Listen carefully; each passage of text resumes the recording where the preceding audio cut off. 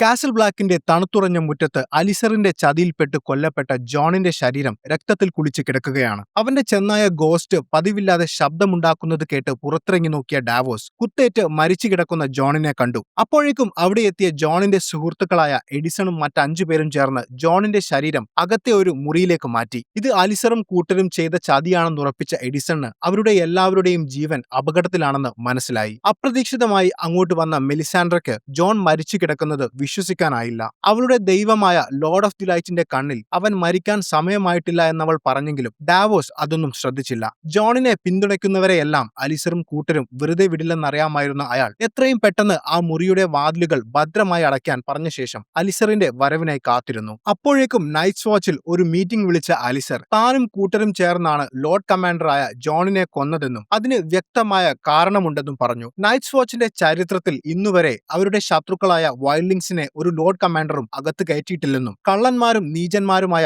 അവരെ വിശ്വസിക്കുന്നത് നൈറ്റ്സ് വാച്ചിന്റെയും അവിടെയുള്ള എല്ലാവരുടെയും നാശത്തിന് കാരണമാകുമെന്നും അയാൾ വാദിച്ചു. അത്തരത്തിലൊരു തീരുമാനം എടുത്തതുകൊണ്ടാണ് ജോണിനെ കൊന്നതെന്ന് അയാൾ പറഞ്ഞപ്പോൾ വൈൽഡിങ്സിനെ സഹായിച്ച ജോണിന്റെ തീരുമാനത്തോട് പൊതുവെ എതിർപ്പുണ്ടായിരുന്ന നൈറ്റ്സ് വാച്ചിലെ അംഗങ്ങൾ നിശബ്ദമായി അയാളെ അംഗീകരിച്ച അവസ്ഥയിലായി. അതേസമയം ഏത് നിമിഷവും അലിസർ അവിടെ എത്തുമെന്നറിയാമായിരുന്ന എഡിസൺ വെറും 6 പേരുടെ പിൻബലമുള്ള നമുക്കൊന്നും ചെയ്യാനില്ലെന്നും ജോണിന് വേണ്ടി അലിസറിനോട് മരണം വരെ പൊരുതാമെന്നും പറഞ്ഞു. എന്നാൽ ജോണിന് വേണ്ടി പോരാടാൻ അവൻ രക്ഷിച്ച വൈൽഡിങ്സ് വരുമെന്നും എത്രയും പെട്ടെന്ന് കാസിൽ ബ്ലാക്കിന്റെ പുറത്തുള്ള ക്യാമ്പുകളിൽ താമസിക്കുന്ന ടോമുണ്ടിനെയും കൂട്ടരെയും വിവരം അറിയിക്കാനും ഡാവോസ് എഡിസണിനോട് പറഞ്ഞു. അടുത്ത നിമിഷം എഡിസൺ വൈൽഡിങ്സ് താമസിക്കുന്ന ക്യാമ്പ് ലക്ഷ്യമാക്കി നീങ്ങി. കുറച്ചു സമയത്തിന് ശേഷം അലിസറും സംഘവും ആ മുറിയുടെ മുന്നിലെത്തി. ഡാവോസിനും അകത്തുള്ളവർക്കും കീഴടങ്ങാൻ അന്ന് രാത്രി വരെ അയാൾ സമയം നൽകി. കീഴടങ്ങിയാൽ എല്ലാവർക്കും സമാധാനപരമായി പിരിയാമെന്നും ഇല്ലെങ്കിൽ വാതിൽ പൊളിച്ച് അവർ അകത്ത് കയറുമെന്നും അലിസർ മുന്നറിയിപ്പ് നൽകി. ഞങ്ങൾ ആലോചിച്ച് ഒരു മറുപടി പറയാമെന്ന് പറഞ്ഞ് അലിസറിനെ തിരിച്ചയക്കുന്ന ഡാവോസ് എഡിസൺ വൈൽഡിങ്സിനെയും കൂട്ടി വരുമെന്ന പ്രതീക്ഷയിൽ കാത്തിരുന്നു.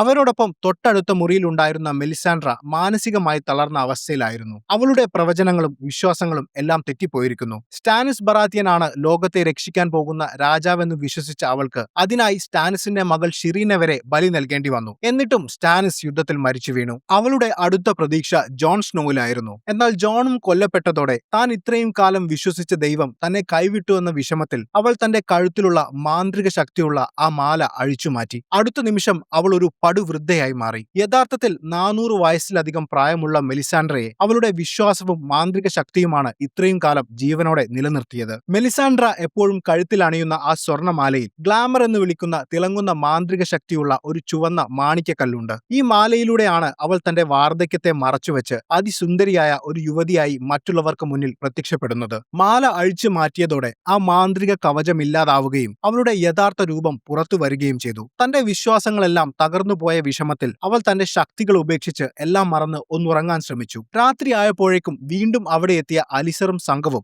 ജോണിന്റെ മൃതദേഹത്തിന് കാവൽ നിൽക്കുന്ന ഡാവോസിനോടും സംഘത്തിനോടും കീഴടങ്ങാൻ ആവശ്യപ്പെട്ടു. വൈൽഡിങ്സിന്റെ സഹായം ചോദിച്ചു പോയ എഡിസനെ ഇത്രയും നേരമായിട്ടും കാണാതായതോടെ ഡാവോസും ജോണിന്റെ ചെന്നായ ഗോസ്റ്റും ബാക്കിയുള്ള 5 പേരും അവരെ നേരിടാൻ തന്നെ ഉറപ്പിച്ചു. അലിസറും സംഘവും മുറിയുടെ വാതിൽ പൊളിക്കാൻ തുടങ്ങിയതോടെ അവർ വാളുകൾ എടുത്ത് ഒരു ഏറ്റുമുട്ടലിന് തയ്യാറായി. പെട്ടെന്ന് കാസിൽ ബ്ലാക്കിന്റെ കവാടത്തിനു പുറത്ത് ഒരു ശബ്ദം കേട്ടു. അടുത്ത നിമിഷം ആ വാതിൽ തകർത്ത് ഒരു വൈൽഡിംഗ് ജാന്റ് അകത്തേക്ക് കയറി. പിന്നാലെ എഡിസണും ടോർമുണ്ടും അടങ്ങുന്ന വൈൽഡിംഗ് സംഘം കാസിൽ ബ്ലാക്കിലേക്ക് ഇരച്ചു കയറി. നൈറ്റ്സ് വാച്ചിൽ ആകെ ഉണ്ടായിരുന്ന 50-ൽ താഴെ വരുന്ന ആളുകൾക്ക് ഒന്നും ചെയ്യാനുണ്ടായിരുന്നില്ല. അലിസർ ഒഴികെ എല്ലാവരും ആയുധം വെച്ച് കീഴടങ്ങി. എഡിസൺ അലിസറിനെയും ജോണിനെ കൊല്ലാൻ കൂട്ടുനിന്ന മറ്റു 3 പേരെയും പിടികൂടി തടവിലാക്കാൻ ഉത്തരവിട്ടു. സ്റ്റാനിസിനു വേണ്ടി ആഭിചാരക്രിയകൾ ചെയ്തിരുന്ന മെലിസാൻഡ്രയുടെ ശക്തിയെക്കുറിച്ച് അറിയാമായിരുന്ന ഡാവോസ് അടുത്ത ദിവസം അവളെ ചെന്ന് കണ്ട് ജോണിനെ മരണത്തിൽ നിന്നും തിരിച്ചു കൊണ്ടുവരാൻ എന്തെങ്കിലും വഴിയുണ്ടോ എന്ന് ചോദിച്ചു. തന്റെ വിശ്വാസങ്ങളെല്ലാം തെറ്റിപ്പോയെന്നും തനിക്ക് അതിന് സാധിക്കില്ലെന്നും അവൾ പറഞ്ഞു. പക്ഷേ ഡാവോസ് വീണ്ടും നിർബന്ധിച്ചപ്പോൾ അവളുടെ ദൈവമായ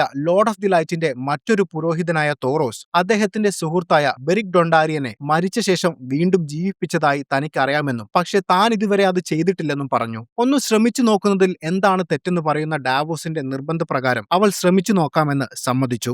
ജോണിന്റെ ശരീരം തുടച്ചു വൃത്തിയാക്കി അവന്റെ ശരീരത്തിലെ രോമങ്ങളും മുടിയും ഉപയോഗിച്ച് ചില കർമ്മങ്ങൾ ചെയ്ത ശേഷം അവൾ അവന്റെ നെഞ്ചിൽ കൈവച്ച് ചില മന്ത്രങ്ങളും വിശുദ്ധ വാചകങ്ങളും ഉരുവിട്ടു. മണിക്കൂറുകൾ നീണ്ട ആ കർമ്മം അവസാനിച്ചിട്ടും ജോണിന് ജീവൻ തിരിച്ചു കിട്ടിയില്ല. ഒരു അത്ഭുതം പ്രതീക്ഷിച്ചു നിന്ന ഡാവോസും കൂട്ടരും അതോടെ നിരാശരായി. എല്ലാവരും പോയി കഴിഞ്ഞപ്പോൾ ആ മുറിയിൽ ജോണിന്റെ ശരീരവും അവന്റെ ചെന്നായ ഗോസ്റ്റും മാത്രം ബാക്കിയായി. കുറച്ച് സമയം കഴിഞ്ഞപ്പോൾ എന്തോ ഒരു ഉൾവിളി പോലെ ജോണിന്റെ ചെന്നായ പതുക്കെ എഴുന്നേറ്റ് ജോൺ കിടക്കുന്ന ഭാഗത്തേക്ക് നോക്കി. അടുത്ത നിമിഷം മരിച്ചു കിടന്ന ജോൺ ഒരു നീണ്ട ഉറക്കത്തിൽ നിന്നും ഞെട്ടി എഴുന്നേറ്റ പോലെ ഉണർന്നു. ശബ്ദം കേട്ട് ഓടിയെത്തിയ ഡാവോസ് മരണത്തിൽ നിന്നും ഉയർത്തെഴുന്നേറ്റ ജോണിനെ അത്ഭുതത്തോടെ നോക്കി നിന്നു. തന്റെ നെഞ്ചിലെ കുത്തേറ്റ പാടുകൾ കണ്ട് ഭയന്ന് എഴുന്നേൽക്കാൻ ശ്രമിച്ച ജോൺ തളർന്നു വീഴാൻ പോയപ്പോൾ ഡാവോസ് അവനെ താങ്ങിപ്പിടിച്ച് ഒരു കസേരയിൽ ഇരുത്തി. അപ്പോഴേക്കും അവിടെ എത്തിയ മെലിസാൻഡ്രയ്ക്കും അവളുടെ കണ്ണുകളെ വിശ്വസിക്കാൻ സാധിച്ചില്ല. നിനക്കെന്തെങ്കിലും ഓർമ്മയുണ്ടോ എന്ന് ഡാവോസ് അവനോട് ചോദിച്ചു. അലിസറും സംഘവും തന്നെ ചതിച്ചെന്ന് അവൻ സങ്കടത്തോടെ പറഞ്ഞു. തന്റെ സ്വപ്നത്തിലെ രക്ഷകൻ സ്റ്റാനിസ് ആയിരുന്നില്ലെന്നും അത് നീയാണെന്നും അവനോട് പറയുന്ന മെലിസാൻഡ്രയോട് അവനോട് ഒറ്റയ്ക്ക് സംസാരിക്കാൻ കുറച്ച് സമയം വേണമെന്ന് പറയുന്ന ഡാവോസ് കുറച്ചുനേരം അവളോട് പുറത്തിരിക്കാൻ ആവശ്യപ്പെട്ടു. മെലിസാൻഡ്ര പോയ ശേഷം അവനോട് സംസാരിക്കുന്ന ഡാവോസിനോട് എല്ലാവർക്കും നല്ലത് മാത്രമാണ് താൻ ചെയ്തതെന്നും അതിന്റെ പേരിൽ കൊല്ലപ്പെട്ട എനിക്ക് ഇനി ഒന്നും ചെയ്യാനില്ലെന്നുമായിരുന്നു അവന്റെ മറുപടി. എന്നാൽ ഇനിയും ഒരുപാട് നല്ല കാര്യങ്ങൾ നിനക്ക് ചെയ്യാനുണ്ടെന്ന് പറഞ്ഞ് ഡാവോസ് അവന് ധൈര്യം പകർന്നു. ശേഷം തന്നെ രക്ഷിക്കാൻ സഹായിച്ച എല്ലാവരെയും കാണാനായി പുറത്തിറങ്ങിയ ജോണിനെ അത്ഭുതത്തോടെയാണ് അവരെല്ലാവരും കണ്ടത്. പതുക്കെ തന്റെ ആരോഗ്യം വീണ്ടെടുത്ത ജോൺ അടുത്ത ദിവസം കാസിൽ ബ്ലാക്കിന്റെ ലോർഡ് കമാൻഡറെ കൊന്നതിന്റെ പേരിൽ അലിസറിന്റെയും അതിന് കൂട്ടുനിന്ന ഒലി എന്ന പയ്യനടക്കം മറ്റു 3 പേരുടെയും വധശിക്ഷ നടപ്പിലാക്കാൻ തീരുമാനിച്ചു. നൈറ്റ്സ് വാച്ചിന്റെ നിയമങ്ങൾ ലംഘിച്ചതിന്റെ പേരിലാണ് നിന്നെ കൊന്നതെന്നും അതിൽ തനിക്ക് കുറ്റബോധമൊന്നുമില്ലെന്നുമായിരുന്നു അലിസറിന്റെ അവസാന വാക്കുകൾ. അവരെ 4 പേരെയും തൂക്കിലേറ്റിയ ജോൺ ലോർഡ് കമാൻഡർ ധരിക്കുന്ന ക്ലോക്ക് എന്ന രോമക്കുപ്പായം എഡിസണ് നൽകിയ ശേഷം ഇന്നു മുതൽ കാസിൽ ബ്ലാക്കിന്റെ ലോർഡ് കമാൻഡർ നീയാണെന്നും ഞാൻ നൈറ്റ്സ് വാച്ച് വിടുകയാണെന്നും പറഞ്ഞു. യഥാർത്ഥത്തിൽ നൈറ്റ്സ് വാച്ച് അംഗമായാൽ മരണം വരെ അവിടെ തുടരണം. അതിൽ നിന്നും പിന്തിരിയുന്നവർക്ക് മരണമാണ് ശിക്ഷ. എന്നാൽ ഇവിടെ ഒരിക്കൽ മരിച്ച ജോൺ ആ പ്രതിജ്ഞയിൽ നിന്നും വിമുക്തനായതുകൊണ്ട് അവന് പിരിഞ്ഞു പോവാൻ അവകാശമുണ്ടായിരുന്നു. അങ്ങനെ ജോൺ സ്നോ തന്റെ നൈറ്റ്സ് വാച്ച് അംഗം എന്ന ജീവിതം അവസാനിപ്പിച്ചു.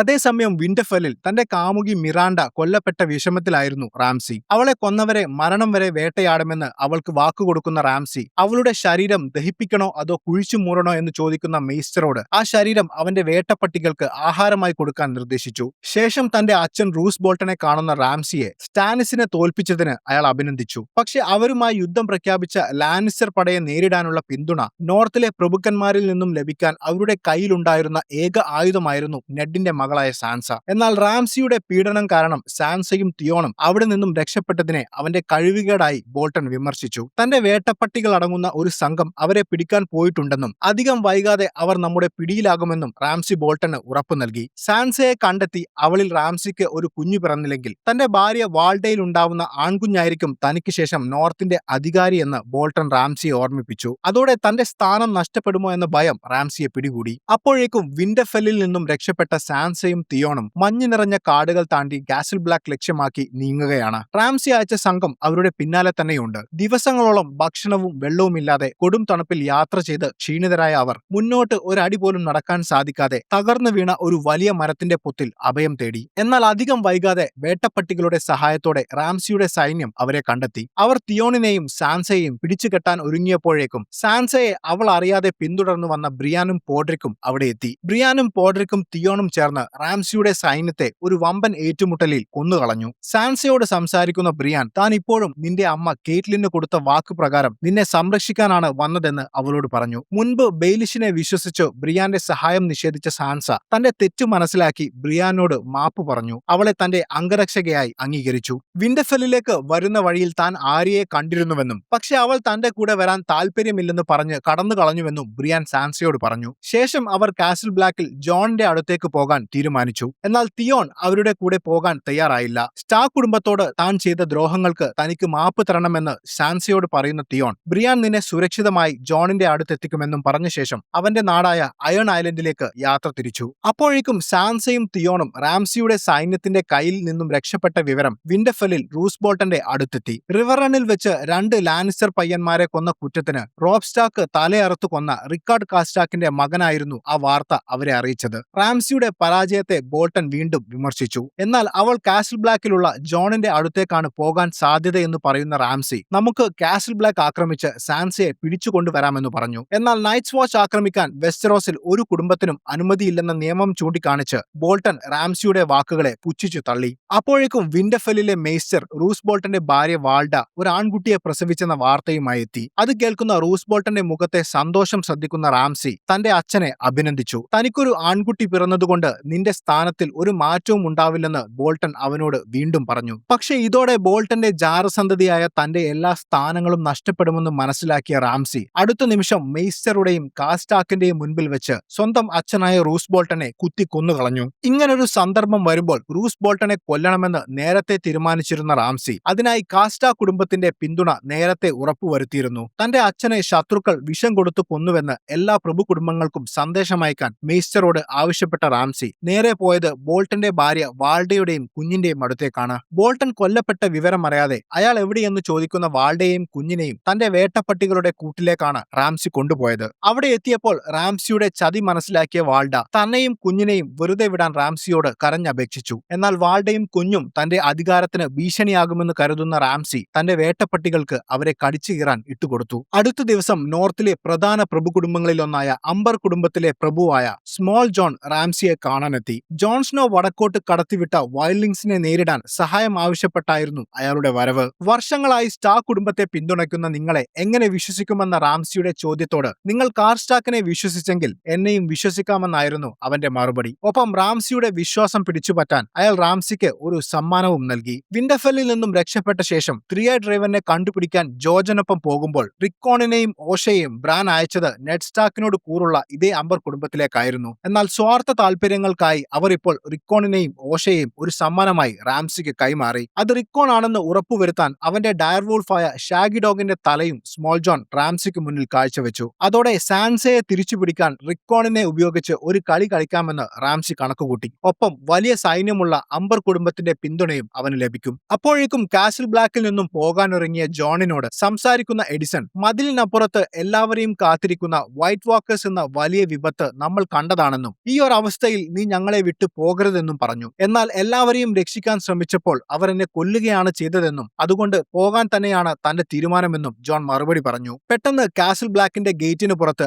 ആരോ വന്നിട്ടുണ്ടെന്ന് വിളിച്ചു പറയുന്നത് കേൾക്കുന്ന ജോണും എഡിസണും പുറത്തേക്ക് പോയി നോക്കി. അത് സാൻസയും ബ്രിയാനും പോഡ്രിക്കുമായിരുന്നു. 5 വർഷങ്ങൾക്ക് ശേഷം തന്റെ സഹോദരിയെ കണ്ട ജോണിന് അവൾ ഒരുപാട് കഷ്ടപ്പാടുകൾ സഹിച്ച് വന്നതാണെന്ന് മനസ്സിലായി. അവനെ കണ്ട സാൻസ എല്ലാം മറന്ന് അവനെ കെട്ടിപ്പിടിച്ചു. അവർക്ക് രണ്ടുപേർക്കും ആ വിഷമം സഹിക്കാനായില്ല. ഒരുപാട് ദിവസത്തെ അലച്ചിൽ കാരണം ക്ഷീണിച്ച അവൾക്ക് ഭക്ഷണവും മറ്റും നൽകിയ ജോണിനോട് താൻ കടന്നു വന്ന ദുരിതങ്ങളും മറ്റും അവൾ പങ്കുവച്ചു. സാൻസയും ജോണും കുട്ടിക്കാലത്ത് അടുത്ത സുഹൃത്തുക്കളായിരുന്നില്ല. ഒരു പ്രഭുവിന്റെ മകളാണ് താനെന്ന അഹങ്കാരം ഉണ്ടായിരുന്ന സാൻസക്ക് തന്റെ അച്ഛന്റെ ജാരസന്തതിയായിരുന്ന ജോണിനോട് ഇഷ്ടമുണ്ടായിരുന്നില്ല. അവിടെ വെച്ച് സാൻസ ജോണിനോട് കുട്ടിക്കാലത്ത് മോശമായി പെരുമാറിയതിന് ക്ഷമ ചോദിച്ചു. പക്ഷെ അതൊന്നും കുഴപ്പമില്ലെന്ന് പറഞ്ഞ് ജോൺ സ്നേഹത്തോടെ അവളെ ആശ്വസിപ്പിച്ചു. ഇനി നമ്മൾ എങ്ങോട്ട് പോകുമെന്ന് ചോദിക്കുന്ന ജോണിനോട് നമ്മുടെ വീടായ വിന്റർഫെൽ ബോൾട്ടന്മാരുടെ കയ്യിൽ നിന്നും തിരിച്ചു പിടിക്കണമെന്നും അങ്ങോട്ടാണ് നമ്മൾ പോകേണ്ടതെന്നും അവൾ പറഞ്ഞു. എന്നാൽ തന്റെ കയ്യിൽ അതിനുള്ള സൈന്യമില്ലെന്നും തനിക്കിനി യുദ്ധം ചെയ്യാൻ വയ്യെന്നുമായിരുന്നു ജോണിന്റെ മറുപടി. എന്നാൽ നോർത്ത് തിരിച്ചു പിടിച്ചില്ലെങ്കിൽ വിന്റർഫെല്ലിന്റെ യഥാർത്ഥ അവകാശികളായ നെഡ് സ്റ്റാർക്കിന്റെ മക്കൾ എന്ന നിലയിൽ റാംസിയും റൂസ് ബോൾട്ടണും നമ്മളെ കൊല്ലാൻ ശ്രമിച്ചുകൊണ്ടേയിരിക്കുമെന്നും നീ സഹായിച്ചില്ലെങ്കിൽ ഞാൻ ആരുടെയെങ്കിലും സഹായത്താൽ അത് ചെയ്യുമെന്നും അവൾ ഉറപ്പിച്ചു പറഞ്ഞു. അതേസമയം വെയിൽസിൽ ലൈസയുടെ മകൻ റോബിനെ കാണാനെത്തിയ ബെയിലിഷിനെ വെയിൽസിലെ പ്രഭുവായ ലോർഡ് റോയ്സ് ചോദ്യം ചെയ്തു. സാൻസയെ ബെയിലിഷിന്റെ നാടായ ഫിംഗേഴ്സിലേക്കാണ് കൊണ്ടുപോകുന്നതെന്നായിരുന്നു ബെയിലിഷ് അന്ന് റോയ്സിനോട് പറഞ്ഞിരുന്നത്. എന്നാൽ എന്തിനാണ് അവളെ ചതിയന്മാരായ ബോൾട്ടൺ കുടുംബത്തിന് വിവാഹം ചെയ്തു കൊടുത്തതെന്ന് അയാൾ ചോദിച്ചു. പോകും വഴി ബോൾട്ടൺ സൈന്യം അവരെ ആക്രമിച്ചുവെന്നും അവർ സാൻസയെ പിടിച്ചു കൊണ്ടുപോവുകയായിരുന്നുവെന്നും ബെയിലിഷ് കള്ളം പറഞ്ഞു. എന്നാൽ അത് വിശ്വസിക്കാൻ തയ്യാറാകാതിരുന്ന ലോർഡ് റോയ്സിനെ ബെയിലിഷ് ഭീഷണിപ്പെടുത്തി. താൻ സാൻസയെ കൊണ്ടുപോകുന്ന വിവരം അറിയാമായിരുന്നത് നിങ്ങൾക്ക് മാത്രമായിരുന്നുവെന്നും രഹസ്യമായി ആ വിവരം ബോൾട്ടണ് നൽകിയത് നിങ്ങളാണോ എന്നും ബെയിലിഷ് തിരിച്ചു ചോദിച്ചു. അങ്ങനെയൊരു കുറ്റം ഇയാൾ ചെയ്താൽ എന്ത് ചെയ്യണമെന്ന് ബെയിലിഷ് നിലവിൽ വെയിൽസിലെ പ്രഭുവായ റോബിനോട് ചോദിച്ചു. കുട്ടിയായിരുന്ന റോബിൻ അയാളെ കൊന്നുകളയാമെന്ന് പറഞ്ഞു. എന്നാൽ റോബിൻ താൻ പറയുന്നത് മാത്രമേ അനുസരിക്കൂ എന്നറിയാമായിരുന്ന ബെയിലിഷ് അവനോട് അതിന്റെ ആവശ്യമില്ലെന്നും നമുക്ക് ഇയാളോട് ക്ഷമിക്കാമെന്നും പറഞ്ഞു. അതോടെ ചെയ്യാത്ത കുറ്റത്തിന്റെ പേരിൽ ലഭിക്കാൻ പോയ വധശിക്ഷയിൽ നിന്നും ലോർഡ് റോയ്സ് രക്ഷപ്പെട്ടു. വെയിൽസിലെ തന്റെ അധികാരം അയാൾക്ക് മനസ്സിലാക്കി കൊടുക്കുകയായിരുന്നു ബെയിലിഷ്. ശേഷം വിന്റർഫെല്ലിൽ നിന്നും സാൻസ രക്ഷപ്പെട്ടതറിഞ്ഞ അയാൾ അവളെ കാണാൻ കാസിൽ ബ്ലാക്കിലേക്ക് നീങ്ങി. അതേസമയം വിന്റർഫെല്ലിലെത്തിയ ഓഷയെ റാംസി ചോദ്യം ചെയ്തു. സ്റ്റാർക്ക് കുടുംബത്തിൽ താമസിച്ചപ്പോൾ ഞാൻ അവരുടെ അടിമയായിരുന്നുവെന്നും റിക്കോണിനെ നല്ല വിലയ്ക്ക് വിൽക്കാനാണ് അവനെ സംരക്ഷിച്ചതെന്നും അവൾ റാംസിയോട് കള്ളം പറഞ്ഞു. മുൻപ് തിയോണിനെ വശീകരിച്ച് രക്ഷപ്പെട്ട പോലെ അവൾ റാംസിയെ വശീകരിക്കാൻ ശ്രമിച്ചെങ്കിലും തിയോണിൽ നിന്നും ഓഷയെക്കുറിച്ചുള്ള എല്ലാ സത്യങ്ങളും അറിയാമായിരുന്ന റാംസി അവളെ നിഷ്കരണം കൊന്നുകളഞ്ഞു. ശേഷം തന്റെ കയ്യിൽ നിന്നും രക്ഷപ്പെട്ട സാൻസ ജോണിന്റെ അടുത്തേക്കാണ് പോവുകയെന്ന് അറിയാമായിരുന്ന റാംസി കാസിൽ ബ്ലാക്കിലേക്ക് ഒരു സന്ദേശം അയച്ചു. അവന്റെ ഭാര്യയായ സാൻസയെ വിട്ടു നൽകിയില്ലെങ്കിൽ അവന്റെ തടവിൽ കഴിയുന്ന അവരുടെ അനുജൻ റിക്കോണിനെ കൊന്നുകളയുമെന്നും കൂടാതെ കാസിൽ ബ്ലാക്ക് ആക്രമിച്ച് അവിടെയുള്ള എല്ലാവരെയും കൊന്നുകളയുമെന്നുമായിരുന്നു ആ സന്ദേശം. എത്രയും പെട്ടെന്ന് അവനുമായി യുദ്ധം ചെയ്ത് റിക്കോണിനെ രക്ഷിച്ച് വിന്റർഫെൽ തിരിച്ചുപിടിക്കണമെന്ന് സാൻസ ജോണിനോട് പറഞ്ഞു. ഏകദേശം 5000-ഓളം സൈനികരുള്ള റാംസിയെ നേരിടാൻ ജോണിനൊപ്പം ആകെയുള്ളത് 2000 വൈൽഡിങ്സ് മാത്രമാണ്. എന്നാൽ നെഡ് സ്റ്റാർക്കിന്റെ മകനായ നീ നേരിട്ട് പോയി സംസാരിച്ചാൽ നോർത്തിലെ മറ്റു കുടുംബങ്ങൾ അവരുടെ സൈന്യത്തെ നമുക്ക് തരുമെന്ന് സാൻസ ജോണിനോട് പറഞ്ഞു. അടുത്ത ദിവസം സാൻസയ്ക്ക് ബെയിലിഷിന്റെ ഒരു സന്ദേശം ലഭിച്ചു. കാസിൽ ബ്ലാക്കിനടുത്തുള്ള മോൾസ് ടൗണിൽ അയാൾ ഉണ്ടെന്നും അവളെ നേരിട്ട് കാണണമെന്നുമായിരുന്നു ആ സന്ദേശം. ബ്രിയാനോടൊപ്പം അയാളെ കാണാൻ പോയ സാൻസ ബെയിലിഷ് അവളെ റാംസിക്ക് വിവാഹം ചെയ്തു കൊടുത്തതിനു ശേഷം അവൻ അവളോട് ചെയ്ത കൊടും ക്രൂരതകൾ ഓരോന്നായി പറഞ്ഞു. എന്നാൽ റാംസിയുടെ ക്രൂരതകളെക്കുറിച്ച് തനിക്ക് അറിയില്ലായിരുന്നു എന്ന് പറയുന്ന ബെയിലിഷ് തന്റെ ഭാഗത്തു നിന്ന് ഉണ്ടായ തെറ്റുകൾക്ക് അവളോട് ക്ഷമ ചോദിച്ചു. വെയിൽസിലെ സൈന്യവുമായി നിന്നെ സഹായിക്കാനാണ് ഞാൻ വന്നതെന്നും എല്ലാവരും മോട്ട് കെയ്ലിൻ എന്ന കോട്ടയിൽ തമ്പടിച്ചിരിക്കുകയാണെന്നും പറയുന്ന ബെയിലിഷിനോട് ഇനി ഒരിക്കലും നിങ്ങളെ വിശ്വസിക്കില്ലെന്നും ജോണിനൊപ്പം വിന്റർഫെല്ലും നോർത്തും ഞാൻ തിരിച്ചു പിടിക്കുമെന്നും അവൾ പറഞ്ഞു. പോകാൻ നേരം ബെയിലിഷ് അവളോട് ഒരു കാര്യം കൂടി പറഞ്ഞു. അവളുടെ അമ്മ കെയ്റ്റ്ലിൻ സ്റ്റാർക്കിന്റെ നാടായ റിവർ റണ്ണിന്റെ അധികാരം അവളുടെ സഹോദരനെയും അമ്മയെയും കൊലപ്പെടുത്താൻ സഹായിച്ചതിന്റെ പേരിൽ ലാനിസ്റ്റർമാർ വാൾഡർ ഫ്രേക്ക് നൽകിയതായിരുന്നു. കെയ്റ്റ്ലിന്റെ അച്ഛന്റെ അനുജനായ ബ്ലാക്ക് ഫിഷ് എന്ന് വിളിക്കുന്ന ബ്രിന്റൺ ടള്ളി റിവർ റൺ ഫ്രേയുടെ കയ്യിൽ നിന്നും തിരിച്ചുപിടിച്ചുവെന്നും ഈ യുദ്ധത്തിൽ വിശ്വസിക്കാവുന്ന ഒരു സൈന്യം വേണമെങ്കിൽ ബ്ലാക്ക് ഫിഷിനെ സമീപിക്കാനും പറഞ്ഞ ശേഷം ബെയിലിഷ് വെയിൽസിലേക്ക് തിരിച്ചുപോയി. അതിനുശേഷം സാൻസയും ജോണും റാംസിയുടെ കയ്യിൽ നിന്നും നോർത്ത് പിടിച്ചെടുക്കാനുള്ള വഴികൾ ആലോചിച്ചു. നോർത്തിൽ വലിയ സൈന്യമുള്ള പ്രഭു കുടുംബങ്ങൾ എല്ലാം റാംസിയുടെ ഒപ്പമായിരുന്നു. എന്നാൽ ചെറിയ പ്രഭുക്കന്മാരിൽ ഭൂരിഭാഗവും നെഡിനോട് കൂറുള്ളവരായിരുന്നു. നമുക്ക് അവരിൽ നിന്ന് തുടങ്ങാമെന്നായിരുന്നു ജോണിന്റെ തീരുമാനം. കാരണം അവർ എല്ലാവരും ഒന്നിച്ചാൽ റാംസിയുടെ വലിയ സൈന്യത്തെ എളുപ്പത്തിൽ കീഴടക്കാമെന്ന് അവൻ കണക്കുകൂട്ടി. ഒപ്പം റിവർ റണ്ണിലുള്ള അവരുടെ അമ്മാവനായ ബ്ലാക്ക് ഫിഷിന്റെ സഹായം കൂടി കിട്ടിയാൽ കാര്യങ്ങൾ കൂടുതൽ എളുപ്പമാകുമെന്ന് സാൻസ പറഞ്ഞു. ബ്ലാക്ക് ഫിഷിനെ നേരിൽ കണ്ട് ഈ കാര്യങ്ങൾ സംസാരിക്കാൻ സാൻസ ബ്രിയാനെ അയക്കാൻ തീരുമാനിച്ചു. അടുത്ത ദിവസം അവർ നോർത്തിലേക്ക് പോകാൻ തയ്യാറായി. സാൻസ ജോണിന് അവരുടെ അച്ഛൻ നെഡ് സ്റ്റാർക്ക് ധരിക്കാറുള്ള സ്റ്റാർക്ക് കുടുംബത്തിന്റെ ചിഹ്നമുള്ള ഒരു ക്ലോക്ക് സമ്മാനിച്ചു. ശേഷം പുതിയ കമാൻഡറായ എഡിസണിനോട് യാത്ര പറയുന്ന ജോൺ സാൻസ, മെലിസാൻഡ്ര, ടോമണ്ട് എന്നിവരോടൊപ്പം റാംസിയെ തോൽപ്പിച്ച് നോർത്ത് കീഴടക്കാൻ വിന്റർഫെൽ ലക്ഷ്യമാക്കി നീങ്ങി. സാൻസയുടെ നിർദ്ദേശപ്രകാരം ബ്ലാക്ക് ഫിഷിനെ കണ്ട് സംസാരിക്കാൻ ബ്രിയാൻ റിവർ റണ്ണിലേക്കും പോയി. മുന്നോട്ട് നീങ്ങിയ അവർ സ്റ്റാനിസ് റാംസിയെ ആക്രമിക്കുന്നതിനു മുൻപ് തമ്പടിച്ചിരുന്ന സ്ഥലത്തെത്തി. അവിടെ വെച്ച് വൈൽഡിങ്സിലെ ചില നേതാക്കന്മാർ ഈ യുദ്ധത്തിൽ പങ്കെടുക്കുന്നതിനോട് വിയോജിപ്പ് പ്രകടിപ്പിച്ചു. അവർ സമ്മതിച്ച പോലെ ഇത് വൈറ്റ് വാക്കേഴ്സുമായുള്ള യുദ്ധമല്ലെന്നും തങ്ങൾക്ക് ഒരു ഉപകാരവുമില്ലാത്ത ഈ യുദ്ധത്തിൽ പങ്കെടുത്ത് മരിക്കാൻ അവർക്ക് താല്പര്യമില്ലെന്നും അവർ പറഞ്ഞു. എന്നാൽ നമ്മളിപ്പോൾ ഇവിടെ എത്തിയ വിവരം റാംസിയും അവനെ പിന്തുണയ്ക്കുന്ന മറ്റു പ്രഭുക്കന്മാരും അറിഞ്ഞു കാണുമെന്നും നിങ്ങൾ തിരിച്ചു പോയാലും അവർ നിങ്ങളെ വേട്ടയാടി കൊല്ലുമെന്നും ജോൺ അവരെ ഓർമ്മിപ്പിച്ചു. ജോൺ ഇല്ലായിരുന്നെങ്കിൽ വൈൽഡിങ്സ് എല്ലാവരും വൈറ്റ് വാക്കേഴ്സിന്റെ ആക്രമണത്തിൽ കൊല്ലപ്പെട്ടനെ എന്ന് പറയുന്ന ടോമണ്ട് നമുക്ക് വേണ്ടി ജീവൻ കളഞ്ഞ ജോണിനെ സഹായിക്കേണ്ടത് നമ്മുടെ കടമയാണെന്ന് പറഞ്ഞു. ഇതെല്ലാം കേട്ടു നിന്ന ജയന്റ് താൻ ജോണിനൊപ്പമാണെന്ന് പറഞ്ഞതോടെ മറ്റുള്ളവരും അവരുടെ തീരുമാനം മാറ്റി ജോണിനൊപ്പം ചേരാമെന്ന് സമ്മതിച്ചു. ശേഷം ജോണും സാൻസയും ഡാവോസും സഹായം അഭ്യർത്ഥിക്കാനായി നോർത്തിലെ ബെയർ ഐലൻഡിൽ താമസിക്കുന്ന പ്രഭു കുടുംബമായ ഹൗസ് മോമണ്ട് സന്ദർശിച്ചു. ഡിനേറിസിന്റെ വിശ്വസ്തനായ ജോറ മോമണ്ടിന്റെ പിതാവും കാസിൽ ബ്ലാക്കിലെ മുൻപത്തെ കമാൻഡർ ആയിരുന്ന ജിയോ മോമണ്ടിന്റെ കുടുംബമായിരുന്നു അത്. അവിടെ എത്തിയ അവരെ വരവേറ്റത് മോമണ്ട് കുടുംബത്തിലെ നിലവിലെ ഭരണാധികാരിയായ 10 വയസ്സ് മാത്രം പ്രായമുള്ള ലിയാന മോമണ്ട് എന്ന പെൺകുട്ടിയായിരുന്നു. ചെറിയ കുട്ടിയാണെങ്കിലും ലിയാന വളരെ ഗൗരവക്കാരിയും ബുദ്ധിമതിയുമായിരുന്നു. അവളോട് ആദ്യം സംസാരിച്ച ജോൺ പണ്ട് നൈറ്റ്സ് വാച്ചിന്റെ തലവനായിരുന്ന ലോർഡ് കമാൻഡർ ജിയോ മോമണ്ടിന്റെ ശിഷ്യനായിരുന്നു താനെന്നും തന്റെ വാൾ അദ്ദേഹത്തിന്റെ സമ്മാനമാണെന്നും പറഞ്ഞപ്പോൾ അതുകൊണ്ട് എന്റെ ജനങ്ങൾക്ക് എന്തു പ്രയോജനമെന്നായിരുന്നു ലിയാനയുടെ മറുപടി. അതിനുശേഷം സാൻസ അവളോട് സംസാരിച്ചെങ്കിലും പ്രയോജനമുണ്ടായില്ല. ലിയാന രണ്ടുപേരുടെയും അപേക്ഷകൾ പുച്ഛിച്ചു തള്ളി. സ്റ്റാർക്കുകൾക്ക് വേണ്ടി എന്തിനാണ് തന്റെ ആളുകളുടെ ജീവൻ കളയുന്നതെന്ന് അവൾ ചോദിച്ചു. കൂടാതെ ജോൺ ഒരു സ്റ്റാർക്ക് അല്ലെന്നും നെഡിന്റെ ജാരസന്തതി മാത്രമാണെന്നും പറയുന്ന അവൾ ലാനിസ്റ്റർമാരെയും ബോൾട്ടനെയും വിവാഹം ചെയ്ത സാൻസ എങ്ങനെയാണ് ഒരു സ്റ്റാർക്ക് ആവുക എന്നും ചോദിച്ചു. ലിയാനയുടെ മറുപടി കേട്ട് എന്തു പറയണമെന്നറിയാതെ ജോണും സാൻസയും നിൽക്കുമ്പോൾ അവളെ ഒരു കുട്ടിയായി കാണാതെ ഒരു ഭരണാധികാരിക്ക് കൊടുക്കേണ്ട ബഹുമാനം അവൾക്ക് കൊടുത്തുകൊണ്ട് സംസാരിച്ച ഡാവോസ് ഞങ്ങൾ ഇവിടെ വന്നത് സ്റ്റാക്കുകൾക്ക് വേണ്ടിയല്ലെന്നും മറിച്ച് യഥാർത്ഥ ശത്രുവായ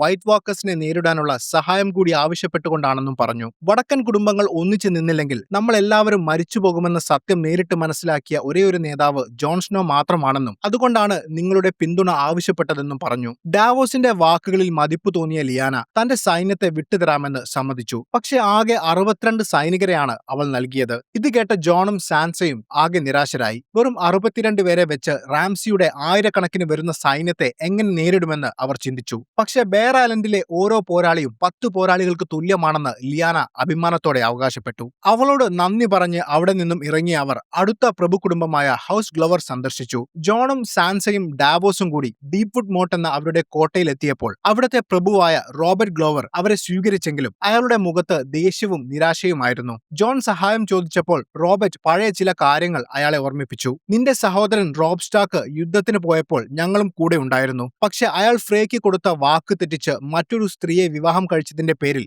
ഞങ്ങൾക്ക് ഒരുപാട് നഷ്ടങ്ങളുണ്ടായി. മാത്രമല്ല ബെയ്ലോൺ ഗ്രേജോയ് ഞങ്ങളുടെ കോട്ട ആക്രമിച്ചു കീഴടക്കിയപ്പോൾ റാംസിയാണ് അവരെ തോൽപ്പിച്ച് കോട്ട തിരിച്ചുപിടിക്കാൻ ഞങ്ങളെ സഹായിച്ചതെന്നും അയാൾക്കെതിരെയുള്ള യുദ്ധത്തിൽ നിങ്ങളെ സഹായിക്കാൻ നിർവാഹമില്ലെന്നും അയാൾ പറഞ്ഞു. അതിനുശേഷം അവർ ചെന്ന് കണ്ട ഹോൺവുഡ് കുടുംബവും മെയ്സിൻ കുടുംബവും ജോണിന് സൈന്യത്തെ നൽകിയെങ്കിലും റാംസിയുടെ സൈന്യത്തെ തോൽപ്പിക്കാൻ അത് മതിയാകുമായിരുന്നില്ല. നമുക്ക് കൂടുതൽ കുടുംബങ്ങളെ കണ്ട് സംസാരിക്കണമെന്ന് സാൻസ പറഞ്ഞെങ്കിലും ജോൺ അത് കേൾക്കാൻ തയ്യാറായില്ല. നമുക്ക് സമയമില്ലെന്നും ഉള്ള സൈന്യത്തെ വെച്ച് നമുക്ക് റാംസിയെ തോൽപ്പിക്കാമെന്നും അവൻ പറഞ്ഞു. യുദ്ധത്തിന് മുൻപായി റാംസിയെ നേരിട്ട് കണ്ട് സംസാരിക്കാൻ ജോൺ പുറപ്പെട്ടു. സാൻസയും ജോണിനെ പിന്തുണയ്ക്കുന്ന മറ്റു പ്രഭുക്കന്മാരും കൂടെ ഉണ്ടായിരുന്നു. തന്റെ ഭാര്യയെ തിരിച്ചേൽപ്പിച്ച് തനിക്ക് മുന്നിൽ കീഴടങ്ങിയാൽ ഒരു യുദ്ധം ഒഴിവാക്കാമെന്നും എല്ലാവരെയും വെറുതെ വിടാമെന്നും റാംസി ജോണിനോട് പറഞ്ഞു. എന്നാൽ നമ്മൾ രണ്ടുപേരും നേർക്കുനേർ ഏറ്റുമുട്ടി ഇതിലൊരു തീരുമാനമാക്കാമെന്ന് ജോൺ റാംസിയെ വെല്ലുവിളിച്ചു.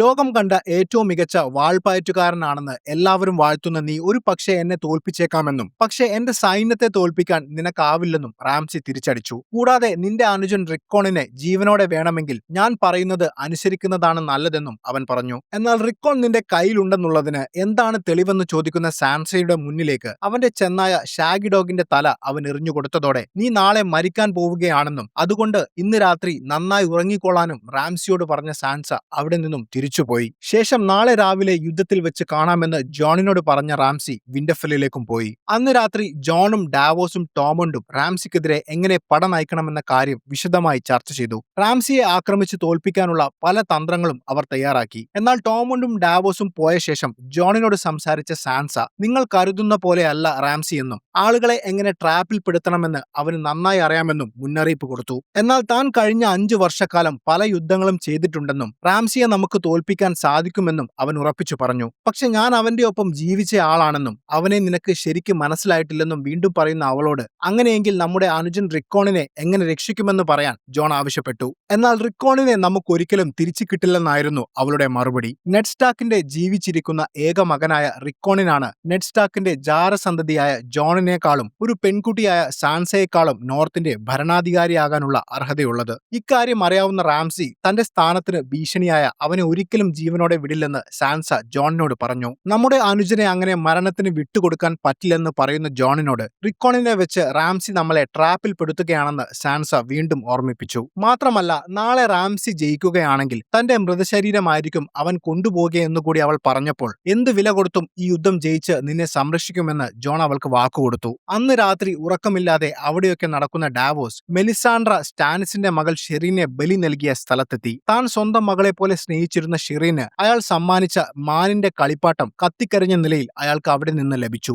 അതോടെ ഷെറീൻ യുദ്ധത്തിൽ മരിച്ചതല്ലെന്നും അവളെ മെലിസാൻഡ്ര ജീവനോടെ ബലി കൊടുത്തതാണെന്നും അയാൾക്ക് മനസ്സിലായി. അടുത്ത ദിവസം രാവിലെ റാംസിയുടെ 6000-ഓളം വരുന്ന സൈന്യത്തിനെതിരെ ജോണിന്റെ 3000-ഓളം വരുന്ന സൈന്യം അണിനിരന്നു. റിക്കോണിനെ ഒരു കയറിൽ കെട്ടി അവിടേക്ക് കൊണ്ടുവന്ന റാംസി അവന്റെ കെട്ടഴിച്ച ശേഷം അവനോട് എത്രയും പെട്ടെന്ന് ജോണിന്റെ അടുത്തേക്ക് ഓടിപ്പോകാൻ ആവശ്യപ്പെട്ടു. റിക്കോൺ ഓടാൻ തുടങ്ങിയതും റാംസി ഓരോ അമ്പുകൾ അവന് നേരെ എയ്യാൻ തുടങ്ങി. ഇത് കാണുന്ന ജോൺ തന്റെ കുതിരയുമായി ഒറ്റയ്ക്ക് അവനെ രക്ഷിക്കാനായി പാഞ്ഞു. എന്നാൽ ജോൺ അവനെ രക്ഷിക്കുന്നതിന് തൊട്ടു മുൻപ് റാംസിയുടെ അമ്പ് നെഞ്ചിൽ തുളച്ചു കയറി റിക്കോൺ അവിടെ മരിച്ചു വീണു. തന്റെ അനുജന്റെ മരണം നേരിൽ കണ്ട് നിയന്ത്രണം വിട്ട ജോൺ ഒറ്റയ്ക്ക് റാംസിയുടെ വമ്പൻ സൈന്യത്തിന് നേരെ പാഞ്ഞു. യഥാർത്ഥത്തിൽ സാൻസ പറഞ്ഞതായിരുന്നു സത്യം. ഇതെല്ലാം റാംസിയുടെ ട്രാപ്പായിരുന്നു. അതോടെ ജോണിന്റെ പിന്നാലെ അവന്റെ സൈന്യവും ഇരച്ചെത്തി. നിമിഷങ്ങൾക്കുള്ളിൽ ആ പ്രദേശം ഒരു നരകമായി മാറി. മനുഷ്യരും കുതിരകളും പരസ്പരം ഏറ്റുമുട്ടി വെട്ടിവീഴ്ത്താൻ തുടങ്ങി. ജോണും ടോമണ്ടും നേരിട്ടിറങ്ങി ശക്തമായ ആക്രമണം അഴിച്ചുവിട്ടപ്പോൾ യുദ്ധത്തിൽ പങ്കെടുക്കാതെ പുറത്തുനിന്ന് ആജ്ഞകൾ കൊടുക്കുക മാത്രമാണ് റാംസി ചെയ്തത്.